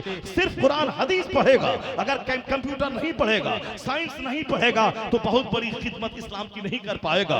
अंग्रेजी बोलना पड़ेगा, हिंदी बोलना पड़ेगा, उसको अमेरिका यूरोप जाना पड़ेगा, अंग्रेजी जबान के लिटरेचर पढ़ना पड़ेगा, अंग्रेजी का अखबार पढ़ना पड़ेगा, तो वो ज्यादा काम करेगा। हिंदुस्तान की सारी मस्जिदों में रूल बनना चाहिए कि यहाँ फाजिल भी हूँ और ग्रेजुएट भी हो, फिर देख लीजिए किस तरह तालीम होगी। जैसे पाकिस्तान में कानून बन चुका है, बड़ी बड़ी मस्जिदों का इमाम वह होगा जो फाजिल मुफ्ती भी होंगे, उधर से कॉलेज से एमए भी होंगे, तो फिर ताकि दोनों तरह के उलूम उसके पास मौजूद हो, ये दूसरों के मोहताज न रहे, दुनियादारों के मोहताज न रहे। और स्कूल और कॉलेज में पढ़ने वाला वो दुनिया भी पढ़े, मखारिज से कुरान भी पढ़े, ताकि डीएम बनने के बाद सिर्फ पैसा कमा के दुनियादार न बने, बल्कि वो जन्नती भी बने, वो इस्लाम भी सीखे। अगर डीएम इस्लाम नहीं सीखा तो दुनिया की 4 दिन की चांदनी खरबों साल की आग है। अगर मौलवी साहब अंग्रेजी कंप्यूटर साइंस नहीं सीखे तो फिर दुनियावी एतबार से तरक्कियों में पीछे रह जाएंगे। इसलिए इसे भी अंग्रेजी पढ़ना होगा और उसे दीन सीखना होगा, ताकि मदरसे में भी खुशहाली रहे और स्कूल कॉलेज में भी दीन रहे। मदरसे के बच्चे अगर नहीं पढ़ेंगे तो हमारे सारे लोग कहते मदरसे में पढ़ने के बाद क्या करेंगे, नौकरी कहां से मिलेगी। तो हमारी रोजी रोटी की फिक्र आपको है, मगर जहां 97% बच्चा स्कूल में पढ़ रहा है, जो कुरान नहीं पढ़ना जानता, अत्तयार नहीं पढ़ना जानता, जो दीन नहीं जानता, जो दुनिया के चक्कर में अपना ईमान गंवा बैठता है, उसकी फिक्र आपको क्यों नहीं है। या 3% बच्चा मदरसे में पढ़ता है, इसकी रोटी की फिक्र आपको है, लेकिन वहां 97% बच्चे स्कूल में पढ़ रहे हैं, उसकी जन्नत की फिक्र आपको नहीं है, उसकी दीन की फिक्र नहीं है। या गिरा बांध के रखना पड़ेगा। इस तरह दुनिया में रोजी अल्लाह देने वाला है, मगर हमको मेहनत करनी होगी, खेत जाना होगा, दुकान में बैठना होगा। उसी तरह ये भी गिरा बांध के रखना पड़ेगा कि जन्नत जाने के लिए सिर्फ ये नहीं कह देना पड़ेगा चलो अल्लाह माफ कर देगा, अल्लाह माफ करने वाला है। तो अल्लाह रोजी देने वाला है दुनिया में, मगर क्यों दौड़ के दुकान जा रहे हैं, क्यों खेत खलियान जा रहे हैं, क्यों दिल्ली पंजाब जा रहे हैं, क्यों सऊदी अरब जा रहे हैं, क्यों 30 साल पढ़ाई कर रहे हैं, क्यों 7 कंपटीशन फेस कर रहे हैं, क्यों 50-60 साल तक नौकरी करने के लिए रोजाना 5 घंटे स्कूल जा रहे हैं। इसका मतलब रोजी देने वाला अल्लाह है, मगर मेहनत करनी होगी, दुकान जाना होगा, स्कूल जाना होगा, खेत जाना होगा। यही सोच यहां भी लानी होगी कि अल्लाह गुनाह माफ करने वाला है, अल्लाह जन्नत देने वाला है। तो जिस तरह रोजी देने वाला है मगर खेत जाना होगा, उसी तरह अल्लाह जन्नत देने वाला है। खेत गए बगैर रोजी नहीं मिलती, मस्जिद गए बगैर जन्नत नहीं मिलती। रोजी चाहिए, खेत खलियान जाना होगा, दुकान जाना होगा, जन्नत चाहिए, मस्जिद जाना होगा, रोजा रखना होगा, हज करना होगा, ज़कात देना होगा। तो दुकान गए बगैर रोजी नहीं मिलती, तो मस्जिद गए बगैर भी जन्नत नहीं मिलती। दुनिया का फॉर्मूला तो बड़ा मजबूत होता है कि चलो दुनिया में मेहनत नहीं करेंगे तो कहां से रोजी मिलेगी। और जन्नत के बारे में हम सुस्त और काहिल हो जाते हैं, नमाज नहीं भी पढ़ेंगे तो अल्लाह जन्नत दे देगा। ये अपना खुद साख्ता फॉर्मूला काम नहीं करेगा। फॉर्मूला वही जो खुदा का है, फॉर्मूला वही जो मुस्तफ़ा का है। आखिरी बात सुन लीजिए, जॉन डेविनपोर्ट, बहुत बड़े स्कॉलर का नाम है, उसने मदरसे के ताल्लुक से कभी कहा था ये मदरसा ही ने साइंस को जवानी दी है, मदरसे ने ही साइंस की दुनिया में इनकलाब पैदा किया है। अरबी मदारिस के उलमा यूरोप की साइंस के बाप कहे जाने के मुस्तहिक हैं। इन्होंने कहा कि साहब ये मदरसा ही है जो दुनिया को तहकीक का रास्ता दिखाया है, यह मदरसा ही है जो दुनिया को कॉन्सेंट्रेशन का रास्ता दिखाया है, जो दुनिया को दुनिया को तहकीक और डिस्कवरी का रास्ता दिखाया है। यह मदरसा ही है। ये काफी it must be owned that all the knowledge whether of physics और एस्ट्रोनॉमी और एस्ट्रोलॉजी और mathematics which flourished in Europe from the 10th century was originally derived from the Arabian schools, and the Spanish Saracen may be looked upon as the father of European philosophy। ये मौलाना नहीं बोल रहे, Europe का एक दानिश्वर बोल रहा है। ये जो दुनिया में साइंस जवान हुई है, यह जवान हुई है फिजिक्स, केमिस्ट्री, बायोलॉजी की वजह से, और ये सारे उलूम अरबी मदरसों से लिए गए हैं। वो कहते हैं स्पेन के, अरब के उलमा यूरोप की साइंस के बाप कहे जाने के मुस्तहिक हैं, जिन्होंने तहकीक का दरवाजा खोला, जिन्होंने दिमाग जलाने का रास्ता दिखाया। दिमाग जला तब हवाई जहाज मिला, दिमाग जला तब माइक्रोफोन मिला, दिमाग जला तब साहब क्या है कि फ्रिज और एसी और कूलर वजूद में आया। तो दिमाग जलाने का पैगाम इस्लाम ने दिया है। फलयंजुरिल इंसानु मिम्मा खुलिक अफला यंजुरूना इलल इबिली कैफ खुलिकत व इलस समाई कैफ रुफिअत व इलल जिबाली कैफ नुसिबत, यानी they don't see how the camel is created. ये रिसर्च का रास्ता इस्लाम ने दिखाया है। इसलिए एक कौम मुस्लिम आज दुनिया में जितने कॉलेजेस आबाद हैं, जितने स्कूल आबाद हैं, जितनी दरसगाहें आबाद हैं, आबाद कराने में ये बुनियादी तौर पर रोल मदरसे का रहा है। कॉलेज की तारीख 500 साल की तारीख है, मदरसे की तारीख 1500 साल की तारीख है। इसलिए क़यामत तक जो भी हवाई जहाज वजूद में आए, साइंसी तहकीकात वजूद में आए और दिमाग जो भी जलाए, दिमाग जलाने का फॉर्मूला इस्लाम ने दिया है। इसलिए जो भी दिमाग जलाएगा दिमाग उसका जलेगा, मगर ये रास्ता इस्लाम ने दिखाया है, ये रास्ता मदरसों ने दिखाया, ये रास्ता कुरान ने दिखाया। अब जरा गौर से सुनिए। मेगाटेक तेजासेन थाईलैंड की राजधानी बैंकॉक का एक बहुत बड़ा प्रोफेसर है। उसने रिसर्च किया कि मैं तहकीक करूंगा कि ब्रेन पर तो तहकीक हुई है, पेट पर रिसर्च हुई है, हाथ पांव पे तहकीक हुई है, लेकिन एक डिपार्ट है जिस पर रिसर्च अब तक नहीं हुई है। मैं उस पर तहकीक करूंगा, क्योंकि वैज्ञानिक जो अनटच्ड डिपार्ट है उसको टच करते हैं, जिसको लोगों ने टच नहीं किया। ये हमारे जैसे कमजोर लोग हैं। मदरसा 10 है तो और 11 मदरसा खोल देना है। बनात का आज हवा चला हुआ है कि पर हर इलाके में बनात खोलना है और फिर एक कारोबार के तौर पर खोलना है। एक बनात खोला है, उसी को मजबूत करना है, उसी में 500 बच्चों को पढ़ाना है, अच्छी तालीम देनी है, बेपर्दगी को हटाना है। वहां कोई मनचला किस्म का आदमी उसका नाजिम बन के जिनाकारी को हवा न दे, उस पर रिसर्च करना है, गौर करना है। नहीं, एक इलाके में 50 मदरसे खोल दिए गए और 10-10 बच्ची को लेके बैठ गए और साहब बनात को बदनाम करने में इंपॉर्टेंट रोल अदा किया। मगर साइंसदान ऐसा नहीं करते हैं। अगर किसी ने ब्रेन पे काम किया है वो नहीं करेगा, किसी ने हार्ट पे काम किया है दूसरा नहीं करेंगे, किसी ने बोन पे काम किया है वो नहीं करेंगे। मेगाटेक तेजासन जी ने देखा हार्ट पे काम हुआ है, ब्रेन पे काम हुआ है, स्टमक पे काम हुआ है, लेग पे काम हुआ है, स्किन पे काम हुआ है, लेकिन एक डिपार्ट पे काम नहीं हुआ है। वो कहते हैं मैं इस पे काम करूंगा जिस पे काम आज तक नहीं हुआ है। मेगाटेक तेजासन जी ने कहा कि आज तक इस पे किसी वैज्ञानिक ने रिसर्च नहीं किया है कि दर्द का एहसास कहां होता है। दर्द का एहसास हड्डी में होता है, दर्द का एहसास गोश्त में होता है, दर्द का एहसास चमड़े में होता है, कहां होता है। मैं इस पे तहकीक करूंगा। उन्होंने दिमाग जलाया, 10 साल लगाए, किताबें लिखी, दुनिया भर की किताबों का मुताला किया, तब जाके दुनिया वालों को बताया फीलिंग ऑफ पेन चमड़े में होता है, हड्डी और गोश्त में नहीं, चमड़े में होता है। दुनिया वालों को कहा I am first man of the world, मैं दुनिया का पहला आदमी हूं जिसने इस तहकीक करके दुनिया वालों को एक नया इल्म दिया है कि दर्द का एहसास जिल्द में होता है, गोश्त और हड्डी में नहीं होता है। अब चूंकि एक नई बात थी, दुनिया वालों ने उसको गले लगाया, उसको सराहा, उसकी तारीफ की, उसको इस्तिकबालिया दिया जाने लगा। मेगाटेक तेजासन मजहबी तौर पर आजाद ख्याल था, बुद्धिस्ट से मुतासिर था और फिर एक बहुत बड़ा साइंटिस्ट था। एक नया काम, चौंका देने वाला काम दुनिया में किया। वहां तक के सऊदी अरब की राजधानी रियाद में एक सेमिनार मुनक्किद हुआ। उस सेमिनार में उनको दावत दी गई। कुरान और साइंस के हवाले से गाहे बगाहे सेमिनार का इनेकाद होता रहता है। अब दुनिया भर के मुफक्किरीन को दावत दी जाती है कि आपने जो रिसर्च किया है उस तहकीक को लेके आइए और कुरान करीम का हम एक मुताला करते हैं, उसको सामने रखिए। ये अरब ममालिक के लोग ऐसा, खास करके सऊदी अरब में ऐसा होता है। मेगाटेक तेजासन जी चूंकि नया काम किया था कि दर्द का एहसास चमड़े में होता है, आज से पहले किसी ने किताब नहीं लिखी थी, इनको दावत दी गई। अब वो वहां गए, इन्होंने अपना आर्टिकल मकाला पढ़ा, दुनिया के सारे लोगों ने बहुत तारीफ की कि आपका एहसान कि एक नई तहकीक से आपने दुनिया को रूशनास कराया है, जिस पर आज तक वर्क नहीं हुआ था आपने वर्क किया। आपकी मेहनतों को दाद देता हूं, सराहता हूं। इस्लामिक स्कॉलर खड़े हुए, उन्होंने कहा कि मेगाटेक तेजासन जी की मेहनतों को मैं दाद देता हूं।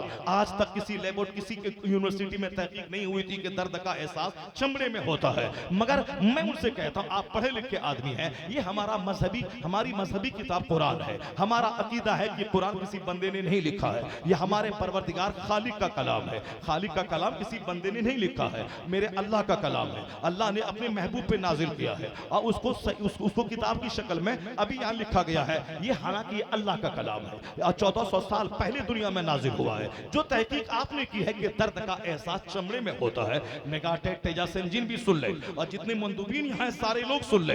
वो इस्लामिक स्कॉलर कहा मेरे कुरान में, क्योंकि टॉपिक आखिरत है, जन्नत है, मगर उसी टॉपिक को बयान करते हुए इशारे इशारे में बहुत सारी ऐसी बातें बयान कर दी गई हैं जिसको आज दौरे जदीद के वैज्ञानिक तहकीक करके जहां तक पहुंच पाते हैं। जैसे मेगाटेक तेजासन जी ने कहा कि दर्द का एहसास चमड़े में होता है। मैं एक एक आयत कुरान शरीफ से पढ़ता हूँ। मौजू चूंकि जन्नत है, मौजू जहन्नम है, मौजू ईमान है, मौजू आखिरत है, टॉपिक इंसान है, लेकिन जो कहने का इशारा है उस इशारे पे सारे लोग तवज्जो थे।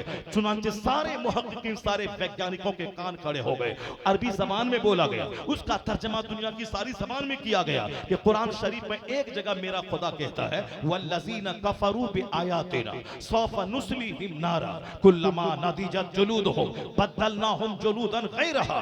अल्लाह कहता है कि जिन लोगों ने मेरी आयतों को मानने से इनकार किया, यानी जो इन कुरान को नहीं माना, ये अल्लाह का कलाम नहीं है, वो अल्लाह का कलाम है, इसको एक्सेप्ट नहीं किया, तो अल्लाह कहता है जो मेरी बात नहीं मानेगा, मेरी आयतों को तस्लीम नहीं करेगा, हम उसे यहाँ तो नहीं, मरने के बाद जहन्नम की आग में जलाएंगे। जहन्नम की खतरनाक आग, वहां इसे जलाएंगे। यह दुनिया है, काम की दुनिया। अच्छा काम करेगा, ईमान लाएगा, उसके लिए जन्नत वहां इनाम है। और जो बुरा काम करेगा, ईमान नहीं लाएगा, जो खालिक कायनात का खालिक है, उसकी बात बंदा नहीं मानेगा, उसको तो जहन्नम की आग में जलाएगा। अल्लाह कहता है जो मेरी आयतों को नहीं मानेगा, मानने से इनकार किया, हम उसे आग में जलाएंगे। और आग में जब उनकी खाल गल जाएगी, कुल्लमा नदिजत जुलूदहुम, जब उनका चमड़ा आग में गल जाएगा, जब उसकी खाल आग में गल जाएगी, बदलनाहुम जुलूदन गैरहा, उस खाल की जगह हम दूसरी खाल पैदा कर देंगे। क्यों? लियज़ूकुल अज़ाब, ताकि वह दर्द का मजा चखे, ताकि वह अजाब का मजा चखे। तो अजाब का मजा चखाने के लिए कुरान की आयत में चमड़ा बदलने की बात की गई है। मैं खाल बदलूंगा, एक खाल गल जाएगी, उसकी जगह दूसरी खाल बना दूंगा, ताकि वह दर्द का मजा, अजाब का मजा चखते रहे। तो अजाब का मजा चखाने के लिए चमड़ा बदलने की बात की गई है। ये एक इशारा है कि दर्द का एहसास जिल्द में होता है। तो जो तहकीक मेगाटे तेजासन जी ने 10 साल तक दिमाग जला के आज दुनिया वालों के सामने रखी है, उन्होंने यही बात 1400 साल पहले से इस कुरान करीम में मौजूद है। नुज़ूल के एतबार से मेगाटे तेजासन जी अंधभक्त नहीं था, वो अंधभक्त नहीं था, मुहक्किक था, साइंसदान था, वो राइट एंड रॉन्ग को समझता था। उसने सारी दुनिया से कहा कि मैं पहला आदमी हूं दुनिया का जिसने ये तहकीक दुनिया के सामने रखी है कि दर्द का एहसास चमड़े में होता है। अगर यही बात कुरान करीम में मौजूद है तो दुनिया गवाह रहे कि ये कुरान बंदे का कलाम हो ही नहीं सकता है, क्योंकि मैं पहला बंदा हूं जिसने इस पे रिसर्च किया है। जब यह सच्चाई सामने उजागर हो गई, अब दुनिया गवाह रहे कि मेगाटेक कलमा पढ़ता है, मुस्तफा की गुलामी में दाखिल होता है। वो कलमा पढ़ा, मुशर्रफ इस्लाम हुआ, सारी दुनिया जान गई, तहकीक होती जाएगी, मुस्तफा के गुलामों की तादाद में इजाफा होता चला जाएगा। है नूरे खुदा कुफ्र की हरकत पे खंदाजन, फूंकों से चराग बुझाया न जाएगा। आप नर्वस हैं क्योंकि आप मुताला नहीं करते हैं, मगर जो लोग मुताला करते हैं वो जानते हैं कि कोई दिन दुनिया का नहीं गुजरता जिस दिन कोई पढ़ा लिखा आदमी कलमा पढ़ के मोमिन न होता। इस्लाम आने वाले वक्त में हर घर में पहुंचेगा, हर गली में पहुंचेगा, हर मकान में पहुंचेगा, हर कच्चा घर में पहुंचेगा। अल्लाह ने तो कहा, अब मुस्तफा ने क्या कहा? हुजूर फरमाते हैं एक जमाना ऐसा आएगा, कोई ला यबका अला ज़हरिल अर्द बैतो मदरियों वाला वब्र इल्ला अदखलहुल्लाहु कलिमतल इस्लाम। हुजूर कहते हैं कोई रुए जमीन पर कच्चा घर नहीं बचेगा और कोई पक्का घर नहीं बचेगा, मगर अल्लाह वहां इस्लाम का कलमा दाखिल फरमा देगा। यानी हर पुख्ता घर में इस्लाम पहुंचेगा, हर कच्चा घर में इस्लाम पहुंचेगा, अमेरिका से लेके मलेशिया तक हर झोपड़ी में इस्लाम पहुंचेगा। और इसी को डॉक्टर बर्नार्ड शॉ जैसा क्रिश्चियन वो कहता है, if any religion has a chance of ruling over England and Europe within the द नेक्स्ट 100 इयर्स इट इज इस्लाम। आने वाले 100 साल के भीतर यूरोप बर्रे आजम में कोई मजहब अगर हुकूमती मजहब बनने वाला है तो मजहब इस्लाम बनने वाला है।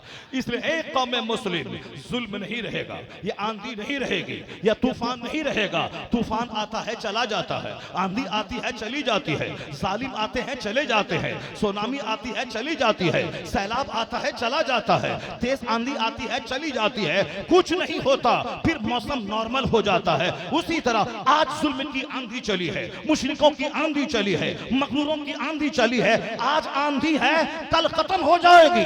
जब आंधी खत्म हो जाएगी, नमाज रहेगी, रोजा रहेगा, हज रहेगा, ज़कात रहेगी, आसान रहेगी, मस्जिद रहेगी, मदरसा रहेगा, कोई गुल बाकी रहेगा न चमन रह जाएगा, पर रसूलुल्लाह का दीने हसन रह जाएगा। कुछ नहीं रहेगा, इस्लाम रहेगा, कुरान रहेगा, मदरसा रहेगा, मस्जिद रहेगा, अजान रहेगी। जुल्म करने वाले मिट गए मगर इस्लाम मिट नहीं सका। और जब जब दुश्मनी बढ़ती है तब तब इस्लाम के मानने वालों की तादाद में इजाफा होता चला जाता है। इस्लाम के बारे में फिक्र नहीं करना है।